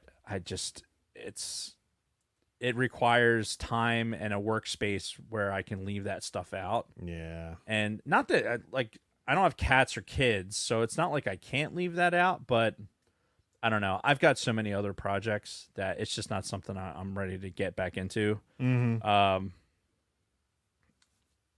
And it's a money sink too. Like there's stuff I'd want to paint. Like I have a C-47 little diecast model it's painted up in D-Day colors. C-47's the twin engine that the paratroopers jumped out of. Yeah. And it's in the D-Day stripes. And the paint job that was in the Pacific is completely different. And so I want to paint the little diecast to match what my grandfather would have jumped out of. Oh, nice. But it requires, to do it right, it requires like, some spray application and everything else. So it's a whole thing, and I struggle with it. So then I just get myself into some Lego project and do that. But I digest. So I found this. My grandparents' house, we're cleaning it out, and we're finding all kinds of treasures in there. But one of the things I found was this guy. Ooh. So it is a Kennedy Space Center, basically tour guide book, right? And the timing on this thing. Oh my God, look at those clothes. So this is from like 1978, 79 time frame. Like, so this is Oh shit! I hope I'm not opening Call of Duty right now. Oh boy. And that's why Dave's video feed cut out. So it is. It's like 78, 79. You can see in there they have some pictures of the shuttle Enterprise, like doing some like finishing some test flights. Yeah. So the space shuttle program is like in its infancy, and the timeline that's in the very back is it just shows the basically the entire Apollo program. So it's all the manned space flight up until like the space lab, Right. and then that's it. Or the Soyuz, that happened in 75. Then that's it. Like, so it's basically the end of the Apollo Saturn V launches, and then This is the timeline he's talking yeah, about. I'm gonna scan it. I'm gonna try and scan the whole book and put it in there. But yeah, see, it starts with Shepard, and it goes down through all the Apollos, and then Skylab, and then the Soyuz mission, and then that's it. That's the end of the Apollo missions, and then they're waiting for the shuttle. But Souvenir book, $1.50. yeah, and then inside it was their little Their tour receipt or yeah, whatever. the receipt for the tour. And there's actually excuse me, there's pictures at my grandparents that my cousin is scanning right now. There's pictures that they took on this tour that Nice. like are showing different stuff. And like, here's one of the things I know Jason was showing some of the stuff, but like, this is a great picture of that. Something I'd love to see that probably doesn't exist in there anymore in the tour center, but you can see the Valkyrie in there, the YB-70 and the SR-71. They're talking about like Speeds aircraft. Yeah. And this is probably I don't know when this had to have been before the Valkyrie was put into a museum. Like the existence of it was not very well known. I would imagine. Yeah. But just the idea that it was like, okay, here's a demonstration of like speed capability of airplanes. It just so fucking cool. Mm-hmm. Yeah, it's like going into a fucking museum. And that's it. We've been working on. We got a lot of work to do on that, and it's something that I know Rick and I are going to be working on, and the cousins, to try and get the house together. And I'm sure we're going to find all kinds of other cool stuff for museum purposes. Yeah. And what am I looking at? Somebody was asking in the chat about the For All Mankind show that's on Apple. I've heard good things about it. I haven't watched it myself. I have. Have I? I don't know if I've watched it. I might have. It sounds really familiar. Yeah. I'm in this weird place where I'm like Apollo and the shuttle the shuttle's been really like dominating a lot of my space stuff, and then I know it's a shame that the shuttle program's over. I actually didn't do anything. That was all him. It's just he's doing his thing.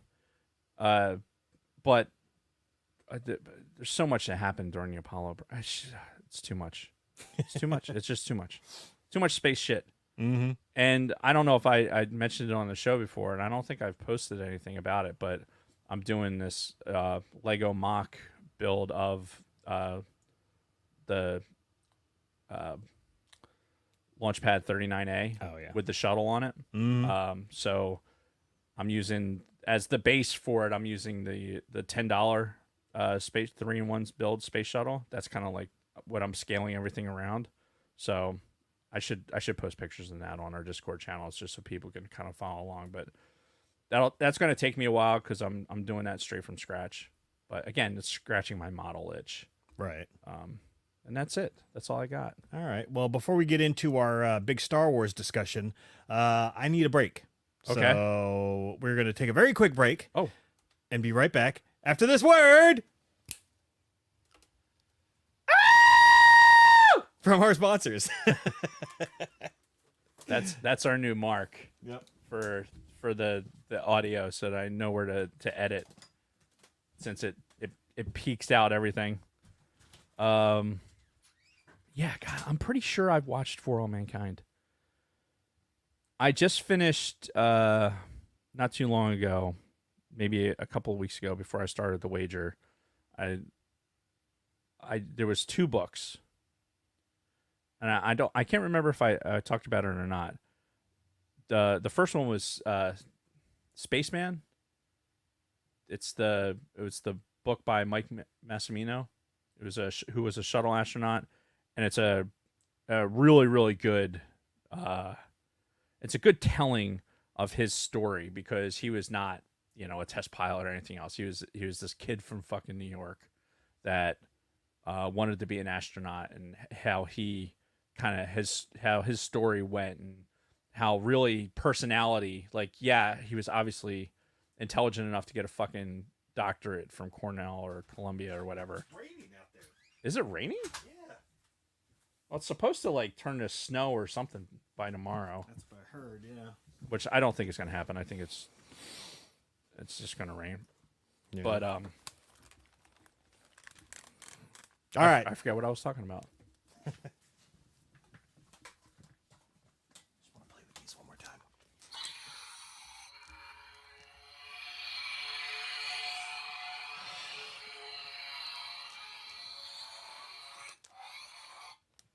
I wonder if Ben Burt came up with the sounds for that.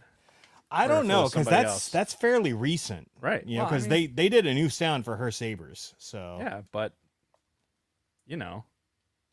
doesn't mean they didn't ask him. Hey, we need lightsaber. I mean, is he still alive? Yes. Okay, I don't know. Jason, what? He just did he just did an interview with Adam Savage, within the past month. Okay. I don't watch Adam Savage or any of that, so I have no idea.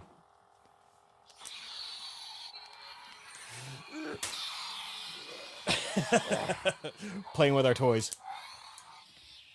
All right, we should get back to it. All right. Should we do a? Yeah, do a countdown.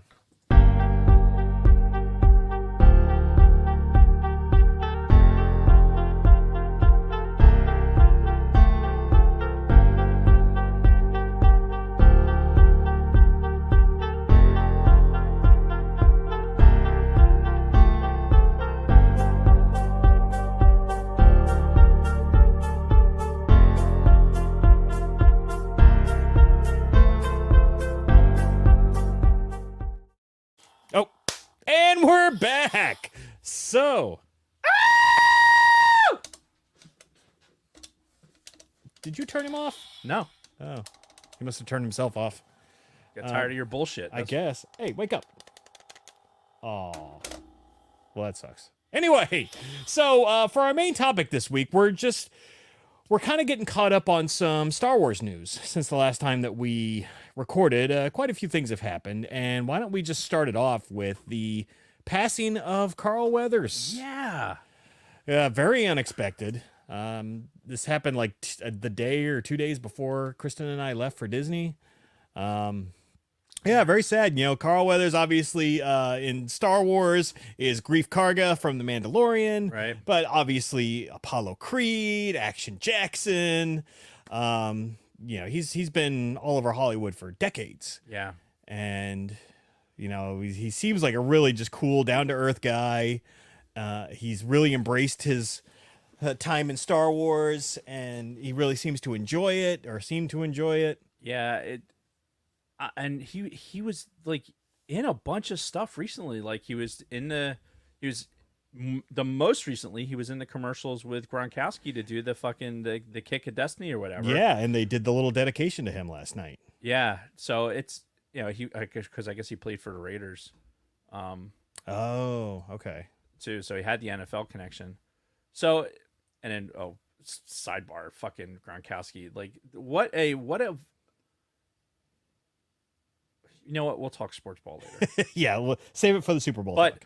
yeah, so it happened, and do we have any idea like what it was? Cardiovascular disease. Really? Is what they put on his death certificate. Yeah. Wow. So probably a heart attack. They said he died peacefully in his sleep, though. Could have been like a heart attack that he survived, but it Interesting. That sucks. yeah. Either way, heart failure. Because he looked like he was in good shape. I mean, who knows what he was doing to his body to stay in good shape? Yeah. Because I think it's fairly well documented. Like certain guys have enhanced themselves to be a little bit more ripped. Oh yeah, because because you watch the Rocky movies and he was jacked back then. Yeah. You know. No, I'm not saying that he was at all. I'm just saying that some of them would, and it is something like if you do steroids or something like that, it does weaken your heart. Yeah. And I mean, he also came up as an actor in the 80s in Hollywood, which the cocaine was flowing like water. Cocaine's a hell of a drug. Yeah, and it was all over the place back there. Or you know what? It could have just been bad genetics. Because I mean, he was in his 70s, so like somebody dying of a heart attack in their 70s is not unheard of. Yeah, shit. My dad just did. Yeah. I mean, fuck. Yeah. So it's it's not unexpected, but it sucks, because he's really seems to have, like you were saying, like this big revival of his career. Yeah. In the last few years, He was doing the con circuit, like Yeah. he was going to stuff, and like you said, he was embracing his Star Wars career. Yeah. And really, I think he was enjoying being a part of something so big. It wasn't just about Rocky or Aliens or having kind of. I mean, obviously, he was a huge part of Rocky. Well, yeah. But it was a lot of bit parts. This was, being part of Star Wars is being a part of something really big. Yeah, it doesn't matter if you're a like a part-time character or whatnot. Once you become part of Star Wars, did you make that? Oh yeah. Oh, very nice. That was. I was impressed with that. But yeah, once you're in Star Wars, if people like your character and if you seem like a good person, they embrace you. Yeah. And yeah, it's a shame. Rest in peace, Carl Weathers. Yeah. And I'm sure they're gonna do some sort of dedication to him in the Mandalorian movie. Like, there's no way that they don't do something. I doubt that they're gonna do any like deep faking or anything to like keep his character alive. I think he'll probably die off screen and they'll just mention it. Yeah. So hopefully they do it right. Yeah, which I'm sure they will. It's this is Jon Favreau we're talking about here, and he'll do it right. However they pay homage to him, they'll do it right. Because like Tina's mentioning in the chat, he directed episodes. That's of The Mandalorian right. too. Yeah. So it wasn't just about his on-screen time. He was directing Star Wars as well. So he's a part of it. Yep. Yeah. And he always will be. He's immortalized now in Star Wars, if nothing else. But I think Rocky is probably one of those movies that'll always, live on forever past us. Yeah. For sure. Yeah. But yeah, it sucks. But fuck. What are you gonna do? Life goes on. Exactly.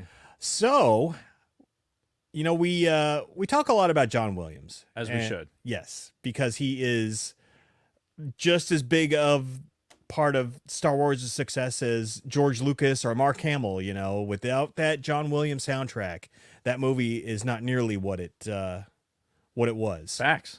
And he won a Grammy this week. He won one for a single track from the new Indiana Jones movie, the Helena's theme, which is the goddaughter played by what's her name, Phoebe Waller-Bridge, which you haven't even seen the new Indiana Jones, have you? I haven't. Do you have no intention of ever watching it? I haven't had somebody tell me that I have to. It's something I have to see.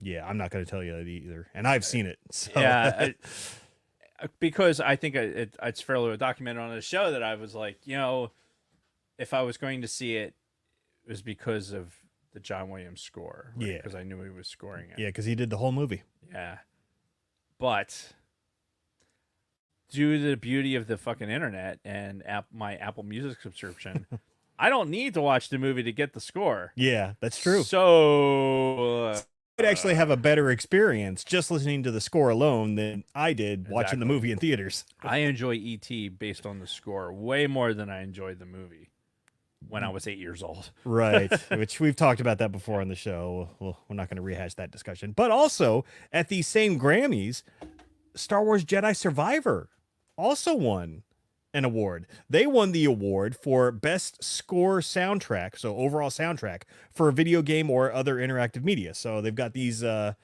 these new categories for the Grammys that, like, look at video game soundtracks. Because, I mean, Yes, honestly... they should, man. Yeah, because, like, it's full movie production quality that they're putting into these AAA games these days. Go back to in fact is John was one of the people that kind of turned me onto it. If you go back to the original Medal of Honor shooter game For the PS1? PS1 or on a PC, Oh, okay. the soundtrack for that is fucking epic. I'm going to have to go back and re-listen. Yeah, like the tracks on that are just absolutely fucking amazing. And that game is, you're talking, when did that come out? 90, that was probably 99 or 2000 when that came out. 94. So there's been games that have really made a mark for themselves by having a fucking legitimate like score and soundtrack to it. Yeah. Like, and it's really made the game. And I'll tell you, I'll be honest with you, like playing Survivor, I've got a lot of hours logged into Survivor. Mm-hmm. This score doesn't like jump out at me, but it also, I've got 100 hours playing Survivor, and I'm in my Star Wars world. Yeah. It's, You know what I mean? It gives you that immersive feeling. Yeah. So it's doing the soundtrack is doing exactly what it's supposed to. Right. You know, I'm in Star Wars. Yeah. And that's exactly what it's supposed to be doing. And I just find it so interesting that, at this same Grammys, John Williams is still winning awards for movie soundtracks, and we're getting an award for a Star Wars soundtrack that's actually not John Williams. Right. And I mean, it has, obviously it's John Williams. Like everything, it's in the John Williams style. It's born out of like yes. him, and what he started with Star Wars, like as far as the musical element, I guess, of that. Yeah. Everything burst forth from his loins, let's say. That's a visual. Yeah. Yeah. So, but no, I thought John this was Williams' sperm. First that the Godfather himself is still, kicking ass, winning awards, and the fact that a piece of Star Wars won an award for a best soundtrack that wasn't done by John Williams. Survivor is such a good game. Yeah. Sidebar. Talking about John Williams. Yeah. So I mentioned on the show, I think, about how John Williams is in Philly. Yes. Like yeah, you month. talked about that last episode. Yeah, and it's insanely expensive, right? Because he's with Yo-Yo Ma, and you didn't know who Yo-Yo Ma was. I still don't know who it is. Right. Cello player. Is it a he? Yes, it's a he. Jason. Because Yo-Yo is, it really jumps out as a male name as opposed to a female name. Like, nobody's named Yo-Yo. You have no frame of reference. Could be a goat's name for all I know. Yo-Yo. The views of Jason Roscom are not the views of the Sidebar Cantina podcast, and Yo-Yo Ma, I apologize for his ignorance. Anyway, ignorance of Yo-Yo Ma notwithstanding, like the tickets for in Philly, crazy expensive, and then the New York show was the same, which, by the way, the Philadelphia Orchestra was going to be the ones playing in Carnegie Hall in the New York show with John Williams conducting. Well, that's cool. So I had gone online, Q, who I work with, will suck dick for John Williams tickets. basically. And when we looked on StubHub, John Williams was going to be in fucking, in Maine. Yeah. And and the ticket price was far, like, just way cheaper because It's initially, Maine. because that's what we thought it was going to be in Maine. So it came up in conversation last week, I think it was. Yeah. And it just, the way that we were talking about it made me just pause. And I was like, there's gotta be a reason. Like, why is he going to fucking, why is he going to Maine? Like, it just seems so fucking random. That is true. That he'd be doing that. Like, why? Is it like his second cousin lives there and he's just stopping in and see? Like, why? Like, I don't know of any famous orchestra that plays out of there. So I fucking go in there and I Google the was it Providence, Maine? No. What's the largest town in Maine? Portland? Portland. Thank you. Yeah. Yes, Portland. So Portland, Maine orchestra or whatever. And they have an orchestra there. Mm-hmm. And they're renowned, but not like super like califragilistically renowned. Mm-hmm. And I'm like, and when you go to their website, they're not even mentioning that John Williams is going to be there. And so now my alarms are going off. Right. I'm like, God damn it. So this reminds me, I have to check something. Mm-hmm.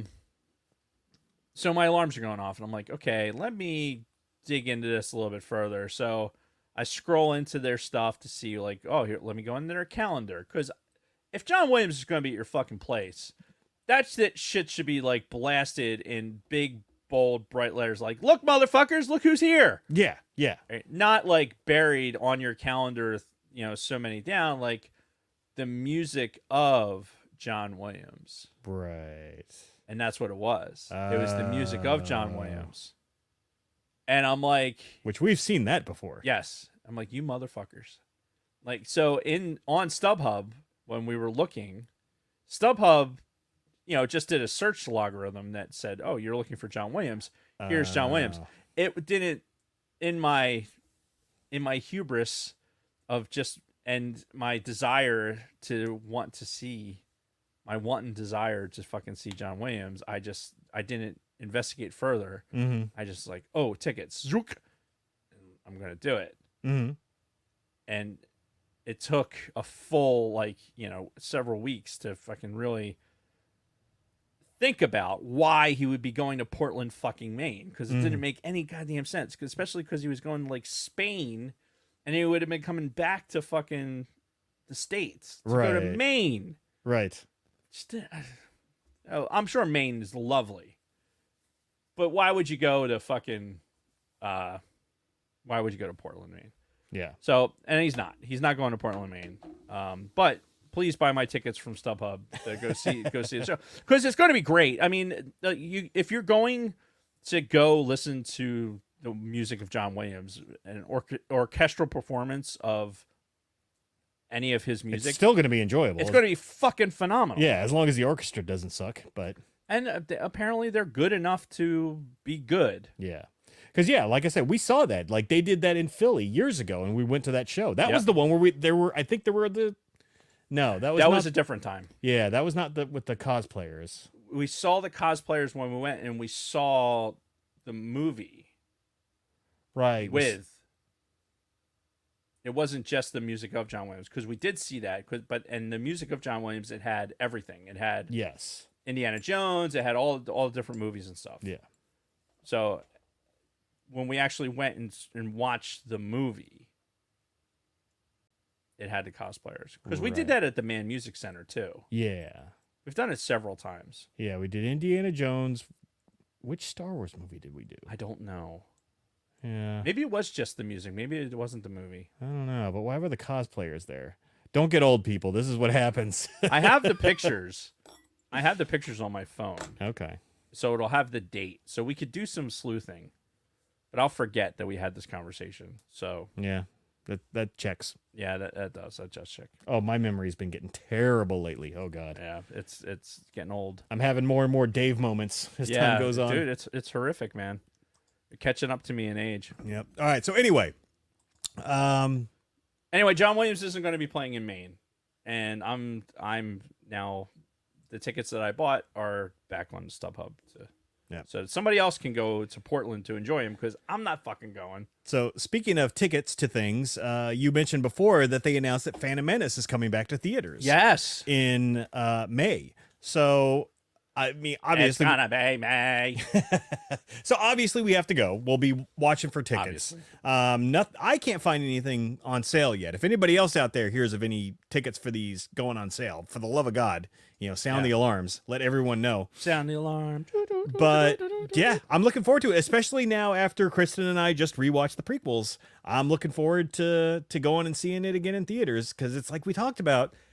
There is something different about seeing a Star Wars movie in a theater. Yep. And these movies were meant for the theater. Yeah.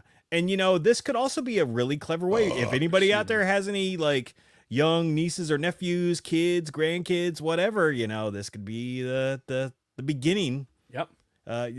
Their first steps into a larger world. Yes.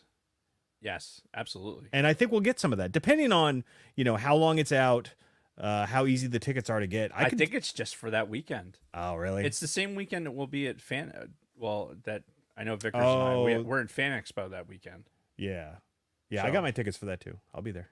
So we'll have to work around that. Yeah. But yeah, it'll be good. Even though it is Phantom Menace again, there's some couple issues with it, but I think it's still we're going to gonna. I don't give a like. Honestly, issues notwithstanding, it's the fucking music. And it's going to be Duel of the Fates. Yeah. The sword play and the intensity of what you're seeing the Jedi as they could be. Mm-hmm. You're getting that in the prequels. Yeah. And that's not something you get in any of the other Star Wars movies. Yeah. So that's what the prequels are going to give you. So buy your fucking tickets. Yep. And go see it. Another thing that came out recently is a new clip from the Bad Batch. Because if you remember, the Bad Batch starts in like 9 days. I have for yet season to 3. see said clip. Neither have I. So we were actually going to watch this live. Where you're going to We'll do it live. Fuck it. Do it live. So excited. it was brought to my attention that indeed our listeners can, in fact, hear the audio whenever we stream and react to a video. So you guys should be able to hear it as well. Again, this is a new clip. It's like a minute long from Bad Batch season 3. So yeah, let me just figure out a way to share my screen so y'all can see it. Share. Okay. And then make it bigger. It's so crisp. Yep. All right. You ready, Dave? Yeah. All right. Let's do it. Crosshair. I tried to come earlier, but there are too many guards watching me. You shouldn't be down here at all. Well, how else are we going to plan an escape? There is no we, and there is no escape. I've already tried. Every stronghold has a weak point. Maybe I can convince Emery to help. She's one of us. Not every clone is your ally. You trust too easily. Maybe you don't trust enough.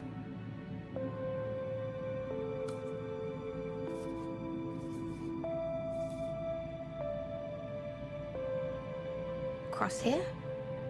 Just go. Before you make things worse for both of us. All right. So it's getting into the interactions between Crosshair and Omega, and hopefully we see some good interactions and character development between those two. Yeah. It's not. This is a show for kids, right? Is what this is? Maybe. No, I don't think so. I mean, it's probably all of these motherfuckers are going to die. They're all going to die. I don't know. I don't think that's true. They're all going to die. I don't think Omega dies for sure. Maybe a couple more members of the batch. They're all going to die. You want to bet? Do we want to do a board bet? Yeah. Like, we haven't done one of those in a while. Yeah, we haven't. I think I still have my winnings from the last one. Yeah, and I don't have cash, so we're gonna it's gonna All right, so be an IOU to the fucking. I'll look for it later. Oh wait, I just saw it. All right, well, I got $3 right here. Okay. It's a McDonald's double cheeseburger right there. So what do you say? Who do you think is gonna die? The entire batch. To include Omega? To include Omega. Okay. I say Hunter and Omega at a minimum survive. Okay. I think Crosshair might bite it. But I think because they want to keep that Hunter and Omega father-daughter dynamic going. For what? She's got to have a parent. What? Is she just going to be a fucking orphan after Where this? are they going to go? There's a million fucking systems in this galaxy. I'm sure they could find one where they can be just like normal farmers or something and never have to think about the outside world again. You know, no? No. All right. Nope. I think I think they hold hands into a fucking. They fly into the sun or some fucking bullshit, man. Like some into Rogue One kind of thing. Yeah, or Thelma and Louise or some shit. I just they're all gonna die. There has to be. This is a tragedy. That I think what the batch has turned into, and I'm basing this solely on the preview that we got or the clip, the trailer that we got. Thank you. Before. This is a tragedy, and it's shaping up to, okay, we already killed off one of them. Mm-hmm. And like, you know how that felt? You know, that gut check that you got for like, oh, okay, man, they killed him? Really? Yeah. You know, he had a thing going with Wanda Sykes. This is the guy you killed off? Yeah. He's kind of like the most non-threatening one of them. Oh yeah, they're all going to go. There's no doubt in my mind that just through attrition, Hunter's going to die the worst of them all. You think so? Oh yeah, it's going to be like you get like cut in half. Or I mean, we're talking about Filoni who killed off fucking Kanan. yeah, right. This is not meant to be a fucking soft kids show where people are walking off into the fucking sunset because we know where the sun sets. Right. This is not fucking new canon. Everything that happens right now has a place in a timeline we already know. Yeah, that we know the ending of. So anything that they decide they're going to do, I mean, when they introduced all these characters, this was all kind of a side quest into stuff that we didn't know about. Mm-hmm. And when they decided that they're going to interact with the current canon, right, and make all these timelines match up and everything else, now it made it more definitive to me that they're not going to survive this. Okay. And I don't think they were meant to. I think this is like, okay, here's the good deal police, and they're going to get to a point where there's no finish line for them. Like, what does survival mean for this group? Like, what are they supposed to do with themselves? Right. Well, that's the thing. They have to kind of, if they do survive this, they have to find their place in the universe because they have no purpose at this point. What happened to Rex? I mean, what did Rex do? Rex just continued to fight with the rebellion. Yeah. Right. And the batch is not anywhere near that. No. So no indication that they joined the rebellion at all. So I don't see any of them living. Okay. I mean, you could be right. There's somebody in the chat right now with the name Star Wars OnlyFans, and I cannot be fucking that is fucking phenomenal. I love it. Oh, I wonder if that's really a thing. Well, now I got to Google it. So hold on. I like cheers to you, Star Wars OnlyFans. Best hot Star Wars OnlyFans accounts. Oh my god. I feel like Jason just opened a Pandora's box. Yeah, you might have to do the rest of the show without me. I'm glad fucking your R4 and R294 is shut off. Yeah. Oh, that was you. Okay, so yeah, Bad Batch season 3 coming in a couple of weeks. Yeah, I can't wait. Yeah, I'm looking forward to it. And you know what? I'm all about a Star Wars tragedy at this point. Yep. Diego Luna mentioned on his Instagram feed or one of his social media feeds in the last week that Andor season 2 has completed filming. So we knew that they had to shut down filming for the strikes. They finally came back and they have finished filming Andor season 2. So it's like, oh God, give me season 2 now. Yeah. Now, if I had to guess, I'd say we're going to see it December or January. So December of this year or January of next year. So like just a hair under a year from now. That again, that's a guess based off of no facts whatsoever. Right. Yeah, I'd like that. I have a feeling it's going to be like springtime of next year, but Could be. Very well could be. I like that idea. I'd rather it be this calendar year. I think that'd be great. Yeah. But I mean, if it was, it wouldn't be until like the very end of the year kind of deal. Right. And I'm sure there's probably some fucking some strategy on Disney's part as to when they release it based off of, you know, earnings calls and shit like that. Mm-hmm. So, you know, if they need to have a good quarter, you know, beginning of next year, then they release it then for extra subs. Disney needs all the good quarters they can get. Yeah. And speaking of release dates for Disney shows, there is a report. Now, this is one of the first things that I've mentioned that is not from the official Star Wars channels, and that's that The Acolyte is allegedly coming out this summer. Right. Which we know they finished filming that last year at some point. I think it was pretty early in last year. So, yeah, it's been long enough, and I'll believe it when I see it. yeah, same. When I saw that as well, it was like Screen Rants or something like that. When I saw so yeah, the that pop clickbait up. sites, which Yeah. I mean, we've warned everybody out there. Don't believe those. Mhm. So- Come on, buddy. Come on, buddy. But I wouldn't mind seeing it because this is the one that I'm the most interested in well, not counting Andor season 2 because that's obvious, but just because I want to see if they tie it into Plagueis and Palpatine at all. So I'm really, really curious where they're going with that one. Yeah, I just hope they don't ruin it. Yeah. I mean, it's an opportunity to tell that side of the story in a way that's appropriate. Yeah. Like it's not let's not make heroes out of these fucking these villains. You don't want to see that? No. Really? No. Yeah, I mean, Make your bad guys bad. Like, well, I mean, but at the same time, we've always kind of seen, at least I know I have always seen at least a little bit of the other side's point of view. I mean, fuck, look, how many times we've called out the Jedi for their hubris. yeah, absolutely. But that doesn't mean here's what I don't want to have happen. I don't want to have a narrative that is solely exists to make the Sith seem like they're not so bad. Okay, I can see that.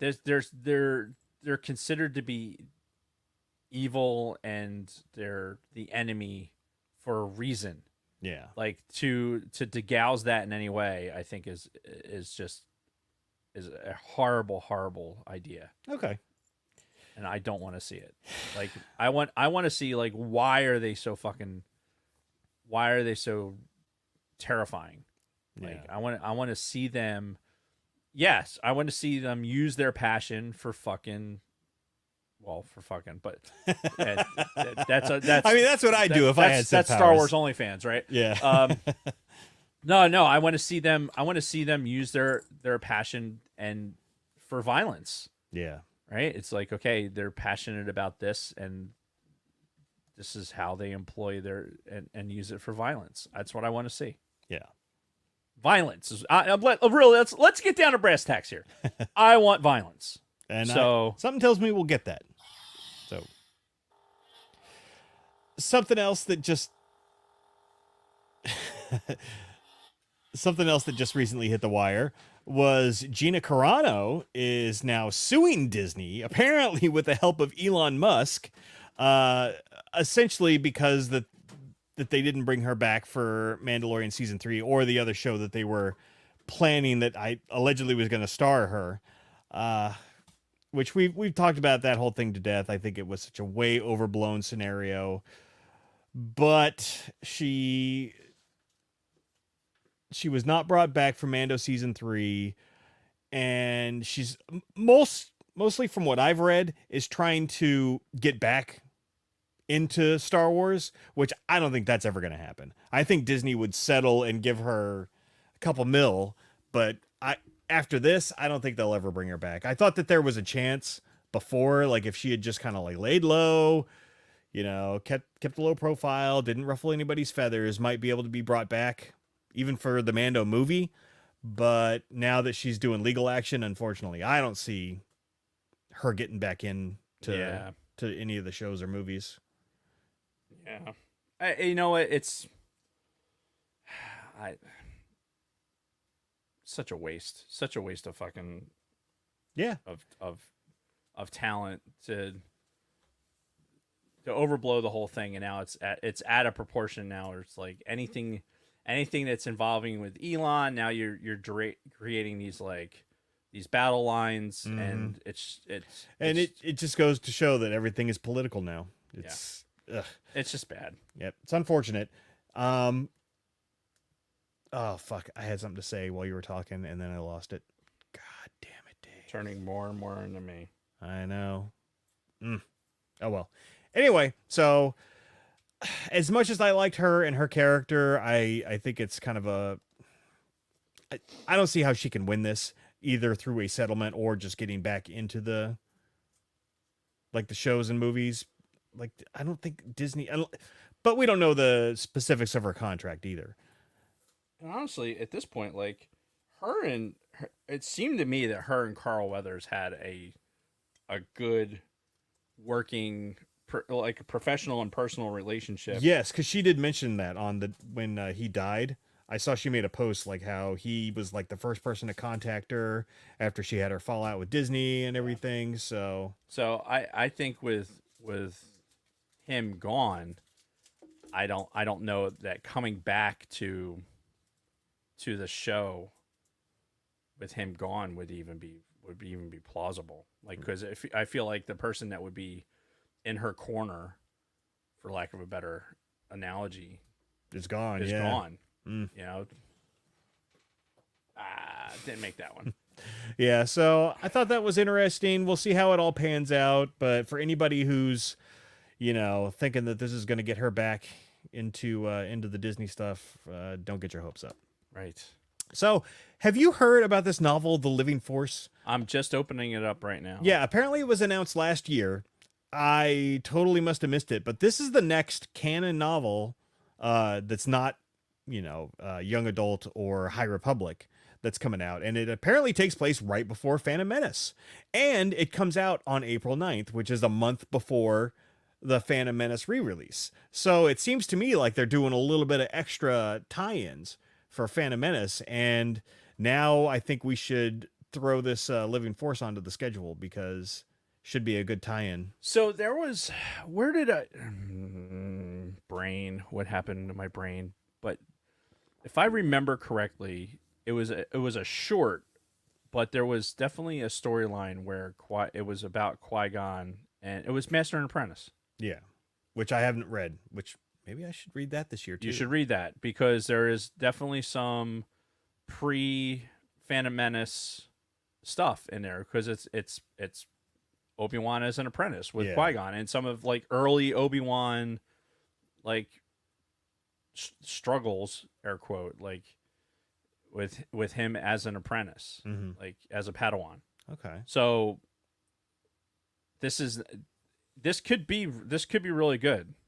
And it could give us a glimpse into how the veil of the dark side actually started to fall. Right.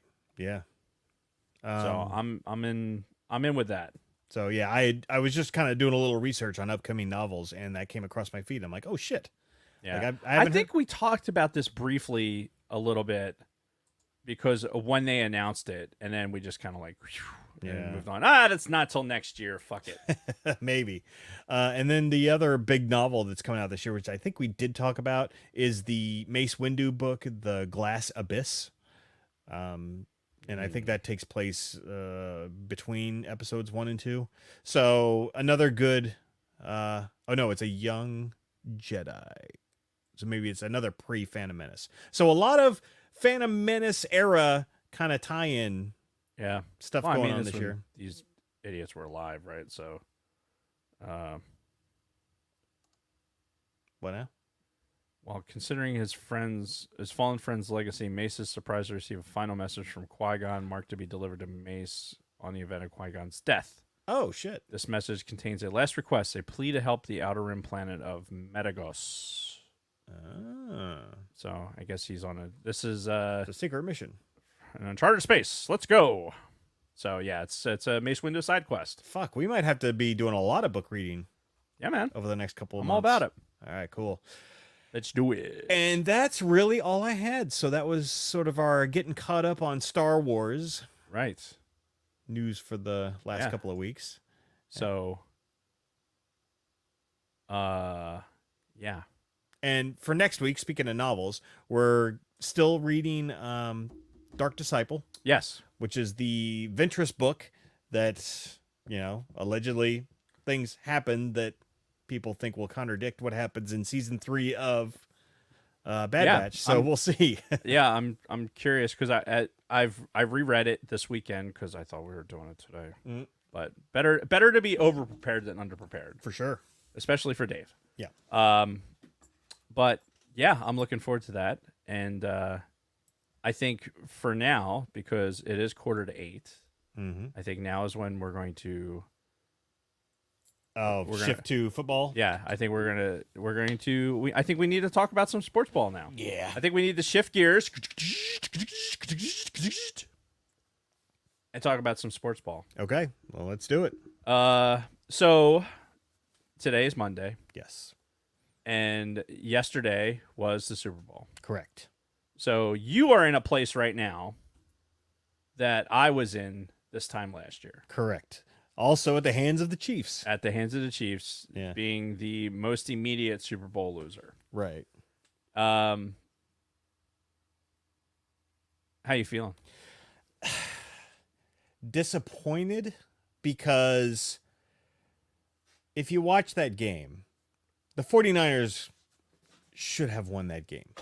They shot themselves in the foot multiple times, but for a good portion of the game, they were controlling the whole tempo of the game. The defense did exactly what they needed to do. They kept Mahomes and the Chiefs under 30 points. They didn't let him go ape shit. Yes, they let them have those last couple of drives that scored, but I mean, the defense played their asses off. Yeah. Very few mistakes. They did enough to win. The offense just made way too many mistakes. From that McCaffrey fumble on the first drive, so many fucking penalties, the flubbed punt return. Yeah. Like just all the mistakes just completely took the steam out of the Niners. So here's it from a spectator's perspective. Mm-hmm. As an outlier, because I didn't have any vested interest in either team, right? Sure. The McCaffrey fumble was huge, but it was so early in the game that it really didn't define either team. I don't know though, because they looked like they were on the way to a touchdown. Oh yeah, well that happened several times where they were on their way to a scoring play. Yeah. I think what you're saying about the defense is way more accurate. The defenses, in Dave's opinion, defenses in the first half of Super Bowls have the advantage because the 2 weeks leading up to the fucking Super Bowl, it's so much media bullshit. It's so much. There's just getting the fucking game started and everything else. Like the rust that happens, it builds. The rust happens easier on offenses than it does on defenses. Yeah. And that I think it's easier for defense to exploit an offense in the first half. Now, the good offenses are the ones that okay, yeah, we're getting punched in the mouth. Now let's make adjustments and recover. Yeah. Something that the Eagles didn't do in the second half of the Super Bowl last year. And something that the Chiefs did in both years. I mean, the 49ers had the lead going into half this year. The Eagles had the lead going into half last year. It's remarkable. They have a good enough team where you can't sleep on any part of that game. The muffed kick. Oh, the 1 point. Yeah. You have that, maybe changes some decision making. The punt that hits off of somebody else's foot, so random. Oh, I mean, he's engaged in a block, right? And it hits off his leg. The returner saw it, made the right call to try and get the ball. He just didn't get it. Yeah, he just couldn't grab it for whatever reason. And so, I mean, that's obviously big. That's a big turnover. And you know, defenses. It was a defensive game. The 49ers defense played its fucking ass off. And you know what? The Chiefs defense played their whole season the Chiefs defense played better than I expected it to. Yeah. Remarkably so. The bitch of it is, as an outsider watching this game, there was very little to be like, oh, well, this is obviously like announcers notwithstanding, because they were sucking Mahomes' dick the whole game. Can we talk about real quick how bad the CBS broadcast is?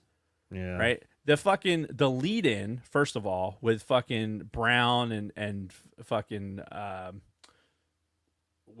the clowns that make up the beginning of their broadcast and all the pregame bullshit. Like, they were having these fake commercials like interjected into their stuff. It was so contrived. Yeah. And it just was so clunky. The national anthem sucked. Yeah, like Reba was awful. It was terrible. And okay, I won't say awful. Like, she didn't like forget the words. Terrible. She used the right notes, but there was like no heart to it. Like, it really felt like she phoned it in, or because her face is so frozen from all the fucking plastic surgery, like she can't move her mouth properly to like really emphasize the words. Yeah, I was just the national anthem at the Super Bowl is something that, like, that person has to be the most fucking energetic, and this is the fucking game. The most people in the fucking world are watching this right now. Get somebody out there that's going to fucking put their goddamn ass into it. Yeah. And like you said, it's not, at that point, it's not about the show. Just fucking stand there and belt it out. Yeah. I don't need all the fucking the people lined up behind her or whatever the fuck it was, and then like trying to make it sound more like a country song than it needed to be. Like, stop it. Just fucking stop. Yeah. It wasn't good. It just annoyed the shit out of me.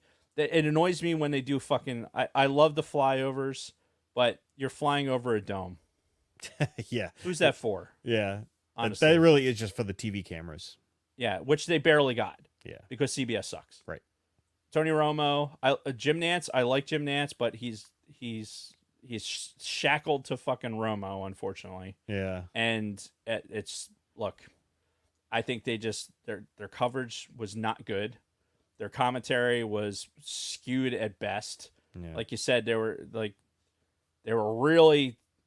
spent a lot of time talking about what the Chiefs were supposed to be doing as opposed to what the 49ers were doing. Yep. And again, I'm, as an unbiased observer, it annoyed me.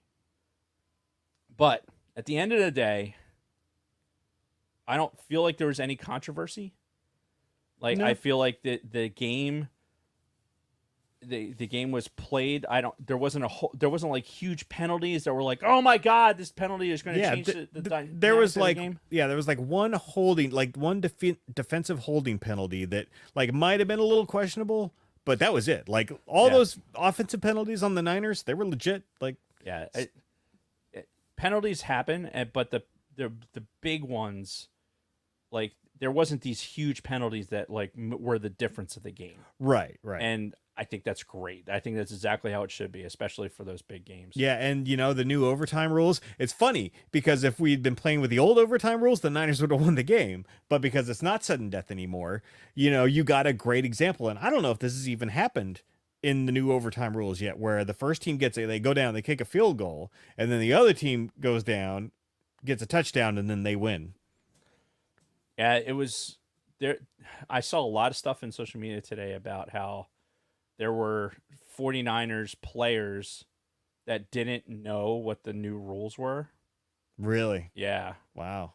And does that change anything about how the game would go? For the players, no. No, I don't think it No, does. if the coach doesn't understand, then you've got a fucking problem. Yeah.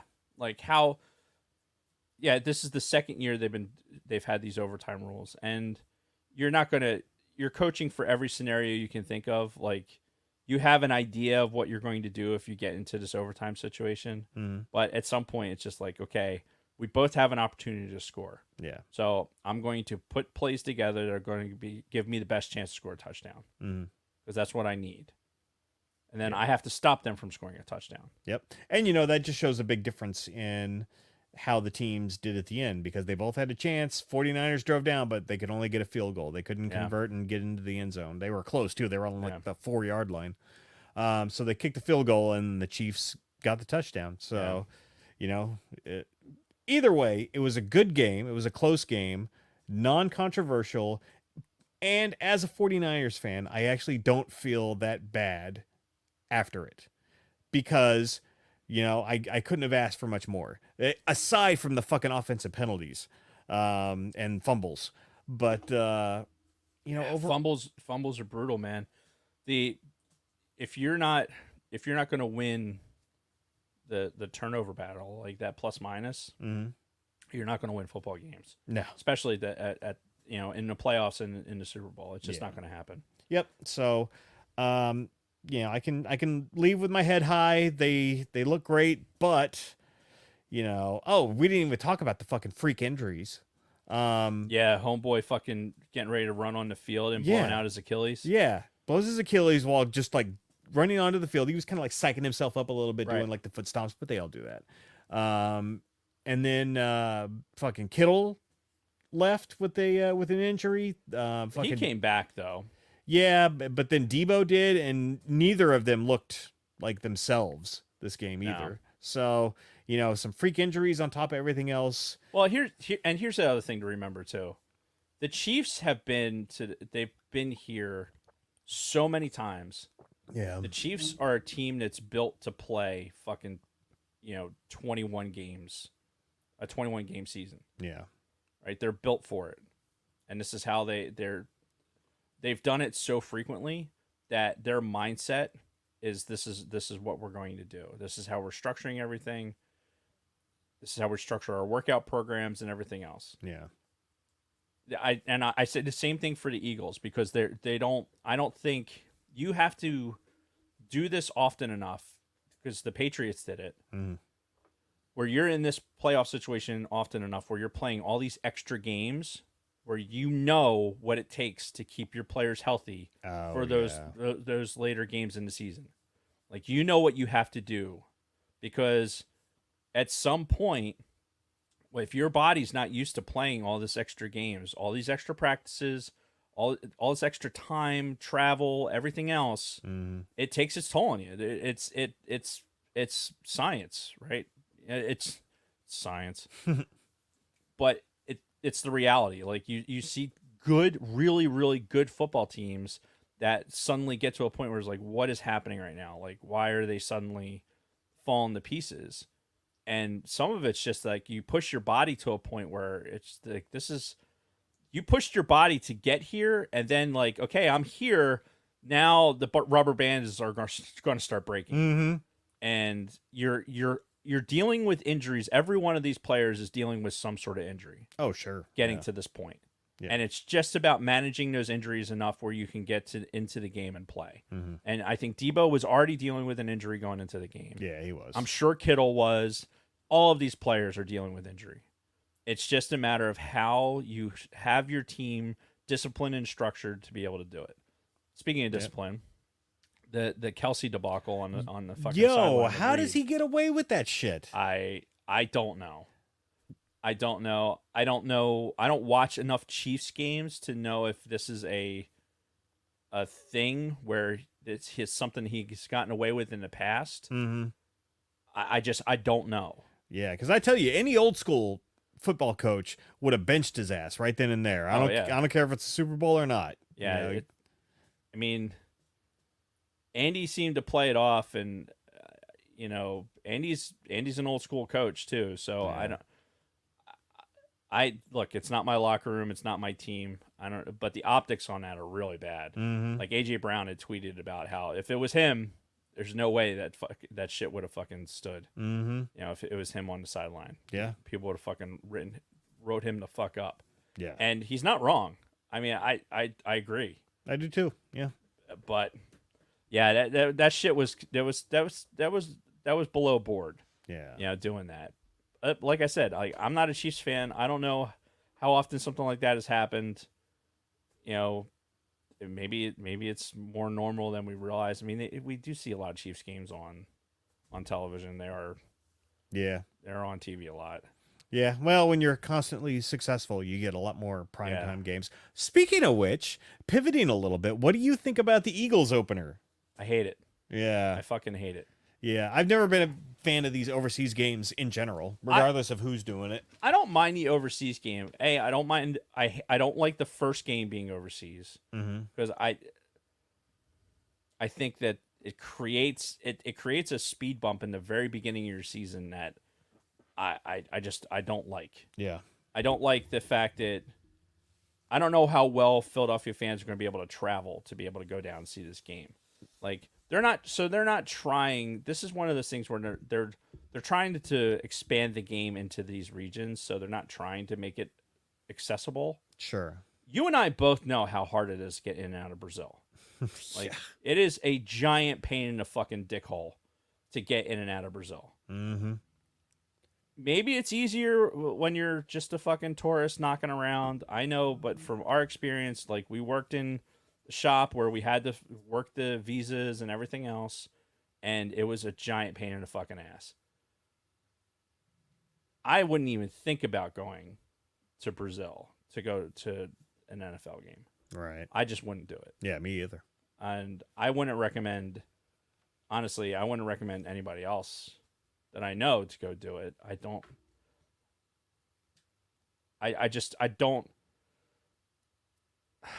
think it's a good idea. I don't like, I like the expansion of the game, obviously. I think the trying to force your way into the football, like the football scene that's down there is going to be nearly impossible. Whereas I would imagine American football is really exciting, but soccer is the sport down in South America. Oh, sure. Yeah. And trying to break into that market, it might be a losing proposition. That's like making too many Marvel movies, right? You got a good thing going, but you could wear it the fuck out. Yeah. I don't know, but again, this could be just bias because I've been to Brazil many times. Like shit, I think I've been there at least 6 times. I think it's only been one for me. Yeah, I've been to Brasilia, I've been to Rio, I've been to Sao Paulo. Like I've been all different places in Brazil. Yeah. Like I've never like not felt safe or anything like that. Well, maybe, but it's really just it's not the place that I would think like, okay, this is where we want to do it. I just don't think I don't like it for football in general, and for the Eagles, for this team especially, like for the mute that is Jalen Hurts, that motherfucker, that dude needs to fucking develop personality like real quick. Yeah. Like I honestly, if Jason Kelsey retires, right, and Fletcher Cox retires, like these old guys retire off of this fucking team that are the leaders. Right. They are the outspoken leaders on that team. Jalen Hurts is the guy that's sitting on the fucking bench after he throws a pick or gets a 3 and out, and he just goes to the sideline, doesn't pick up a fucking Surface Pro, doesn't talk to his offensive coordinator, doesn't talk to his offensive line. He just sits his ass on the little heated seat and sits there and stares up into space. That's not good. That's not a fucking leader. Right. Like, that's not a leader of men. That's not somebody who's getting up to fucking get people going. And celebrating after you run in another fucking touchdown that's not leadership. Right. Like, just because, this is him. No, it's not. Like, his arm talent is suspect to begin with. He's proven himself to be he's more of a system quarterback than fucking Purdy is. Like, honestly. Wow. I've watched Purdy a lot this season. Purdy makes a lot of fucking good throws. Yeah. Yeah, Purdy is a system quarterback, but he's a better system quarterback than fucking Jalen Hurts is. Jalen Hurts just has intangibles that he's gotten away with. Oh, and he has fucking A.J. Brown and Devontae Smith. Right. Like, he's got great weapons. And so does Brock Purdy. So it's like, you need those weapons to make yourself successful. Hurts needs to... Guy I work with says, Hurts was probably, hurt all season. His footwork didn't look right or whatever. I don't fucking care. Like, that shit, you do more with your leadership. You do more to fucking rally your team. Like, I don't, like... It goes beyond just on the field. Yeah, you have to, it's when you're not on the gridiron. It's when you're on the sidelines, what you're doing with the rest of the team, what you're doing to unfuck yourself during a game. Like, dude, if I was offensive coach on that fucking team and my quarterback's sitting on the bench after he just fucking looked like an idiot on a 3-and-out, and you're just going to sit there and, like, you're not going to pick up the Service Pro and see what the fuck you did? You got it all figured out. Right. You got it all figured out right now? That motherfucker would be getting my spittle in his fucking face with me grabbing 2 hands of his fucking face mask. Mm-hmm. You remember those days? Oh, I do. Like, that shit drives me insane. I can't stand by somebody who's doing that. Yeah, we went to a Super Bowl last year. Great. That was great, and we lost. Did we lose because of Jalen Hurts? No. But this season, did we advance in the playoffs because of Jalen Hurts? Or did we not advance in the playoffs because of Jalen Hurts? Yes, 100%. He was a part of the reason we didn't. Yeah. Something's got to fucking get fixed. And Kellen Moore, as the fucking offensive coordinator, is better, but I don't know if that's the answer. Yeah. We'll see. Find out. Yeah. But I'm ripe for disappointment for fucking next year. Whereas I think the 49ers are in better shape if CMC can fucking stay healthy. Yeah. They're going to be in the conversation. Yeah, that's my concern though, is the health of these lethal weapons we've had that are, getting older and more injury prone. But anyway, it's after 8. We should probably wrap up. Yeah. So Bronco Fett said the Eagles are going to ruin Kellen. Probably. So do we have any reads? Yeah. We're going to get through them real quick since it's already after 8 o'clock. Yeah. With the ATSW family happenings, Snooch and Big Lovin' will be recapping the Disney Plus Season 1 series. Percy Jackson. Is DB not going to be on with them? Oh, no. It just says Snooch and Big Lovin'. Oh, you know what? DB's probably going to be doing the. They have family stuff going on. Yeah. Snooch and Big Lovin' will be capping Disney Plus Season 1 series. Percy Jackson and the Olympians on Wednesday, and talking about all this stuff and more in only a way that they can.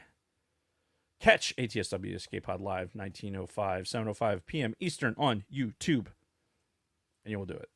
Layman's Terms dropped a short on Facebook this past weekend with his Super Bowl predictions, and he nailed it. So it's Layman's fault. Right. Give him a follow on the socials and check out his back catalog on YouTube. I actually missed that when he did it on Facebook. It's so hard to keep track of everything on the fucking socials. It really is. Oh, I know. It's really annoying. Sweet Studios was on quite the adventure last week, living it up in the Rockies and rocking it out to fucking Static X and Seven Dust. Did you see that shit? No. Dude, he was fucking... You need to check out Sweet Studios on Instagram for pics of his new Seven Dust guitar from Clint Lowry himself. Oh, the one with the signature on it? Yeah. I did see that. Like yeah. he was, yeah, he got a full VIP experience, man. It was pretty spectacular. Nice. Swede really is, he's, that dude's seen Seven Dust more than I think I've, I don't know, seen the inside of my own bathroom. I can't think of anything clever. The Orange Fetch Show released episode 102, Amber Turd, Oh, God. on Friday. Find them on Spotify and Apple. I love their thumbnail, by the way, the one they have for this this particular episode, the 102. Mm-hmm. It's Amber Heard with their she made making all kinds of fucking stupid faces. It's fucking great. Use and Abuse was live last week, celebrating Star Wars Podcast Day by discussing their favorite Star Wars tunes. Catch the replay at Use and Abuse Pod on YouTube. You can find us at bio.link/Sidebar Cantina, where the door is opening. Somebody's going to be mukbanging here in a minute. That's right. Thank you. You're welcome. Cookie cake. It's so good. You asshole. Do you want a piece? I'd love to, but I doubt it's gluten free. Definitely not.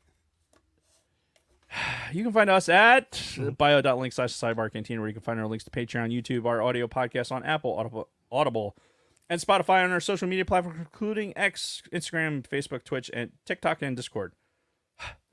Once you get to the bio links, simply click symbols under our pick to go to your platform of choice. You can also find all of our past Spotify mixtape playlists. God damn it.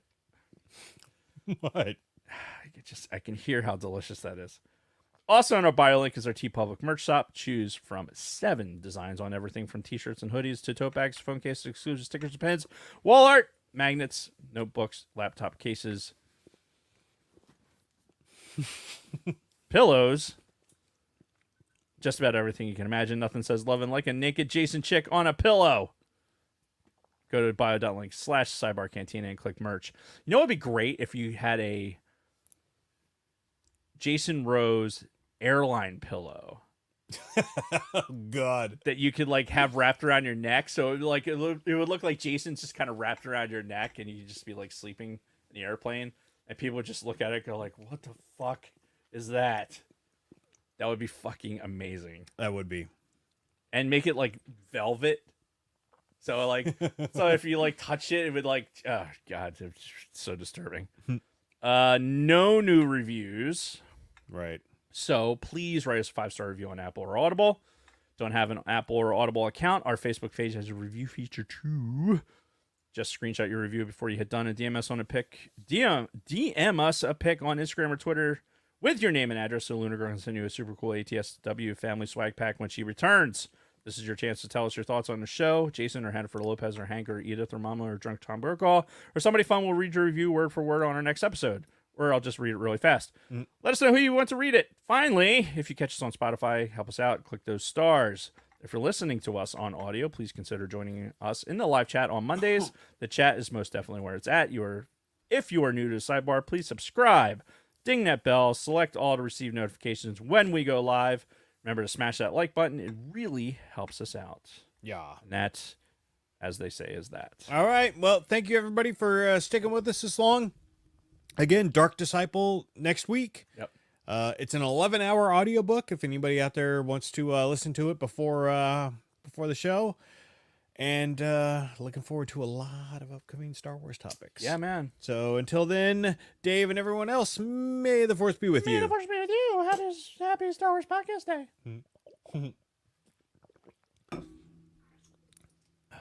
Oh, you've got that. Okay, now what do I click? That's what I click. Yes. Yeah. I guess I'll stay alive for a while. Eat. While you enjoy that fucking delicious cookie cake, which is like my favorite thing on the whole planet. So Is chocolate chip cookie cake. Rob brought this back from ShopRite. It was, you can see the football field. It was for the Super Bowl. There was a half 49er side, half Chiefs side. Uh-huh. And all goodness in between. Mm-hmm. Yeah.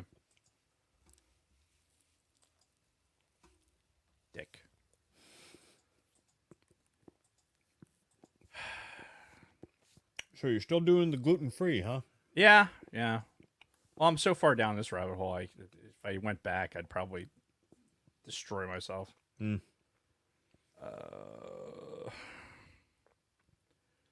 It's fine. It's honestly like there's enough. The Deluxe Bakery, you know, where the fucking awesome donuts are from. Yeah. They've done gluten-free cupcakes. They have gluten-free cupcakes and cakes that are really fucking good. Yeah. There's a down the street from there on the way, like if you're on Evesham Road, like coming to your house, like before the high school, there's a place called Decadent Desserts, and they have gluten-free stuff that every once in a while they'll have. I've had a cookie cake from there that Kathy's picked up. Oh, nice. Yeah, so there's options out there. It's just a matter of getting hold of them and then trying not to eat all of it in one sitting. I'll tell you, I can't eat Oreos. Like gluten-free Oreos, they're legitimately like fucking crack. Just eat the whole container in one sitting. Kathy sent me a meme. What episode number is this? 323. Kathy sent me a meme that said doing lines in your 40s or something. And it's an open Oreo container, and the whole stack is out of it. And that's like the most accurate thing I've ever seen in my life. Right. It's fucking. I will do, and I could eat an entire thing of Oreos. And the bad part is, like, I'm good all the way up until like 10 o'clock. If I'm awake after 10 o'clock, my body wants to go like, hey, you should be sleeping right now, but since you're not, that means we probably need to stay awake, which means you need to consume food. And then that's when I start snacking, and it's not good. So, yeah, it's a problem. So, yeah.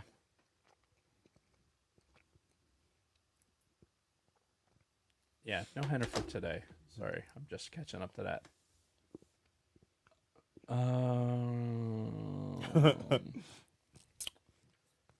Indian post-credit scene sponsored by Dave's Food Diet.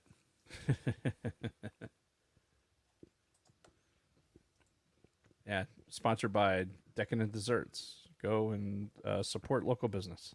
Yep. If you're just joining us, the show is over. This is our post-show where Jason eats fucking delicious food in front of me that I can't have. Yes. Because he's a dick. But I'll probably die sooner because I'll get the diabetes. I seriously doubt it. In the grand scheme of things, there is far and away more shit wrong with me than you. Yeah. You never know, though. Yeah, this is true. Seize the day. And we got a green light. All right. Our file transfer complete. All right. That means the stream is about to end. So good night, everybody.